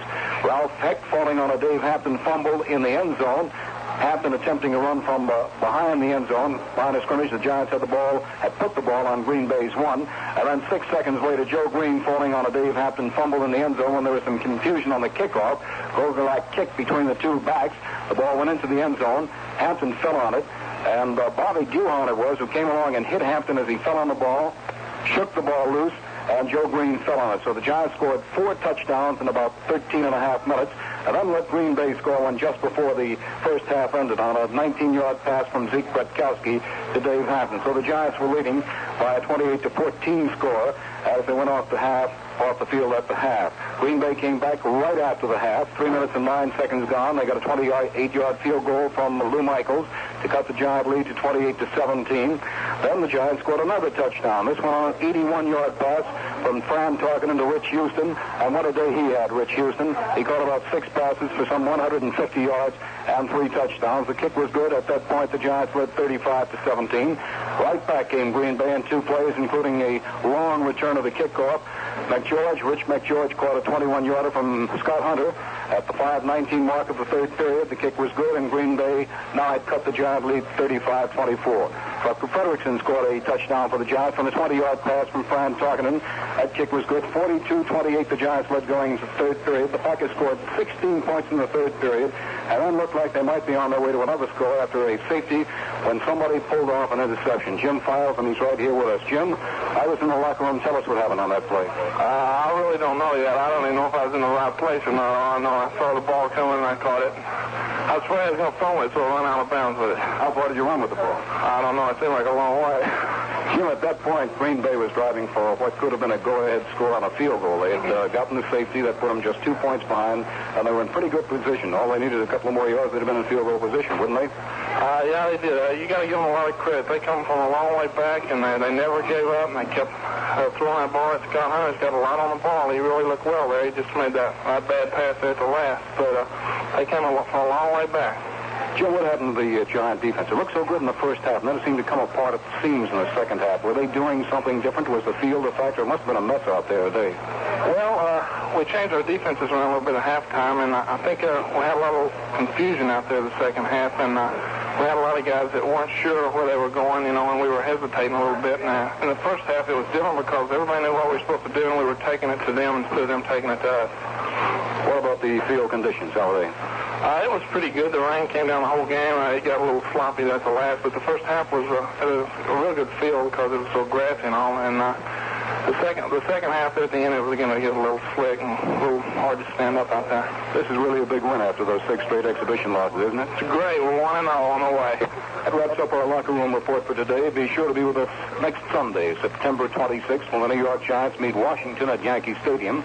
I'm Chip Sapolo speaking for Marty Glickman and saying so long from Lambeau Field in Green Bay, Wisconsin. The locker room report was produced by Don Smith, and the New York Giants broadcast was a presentation of WNEW in New York.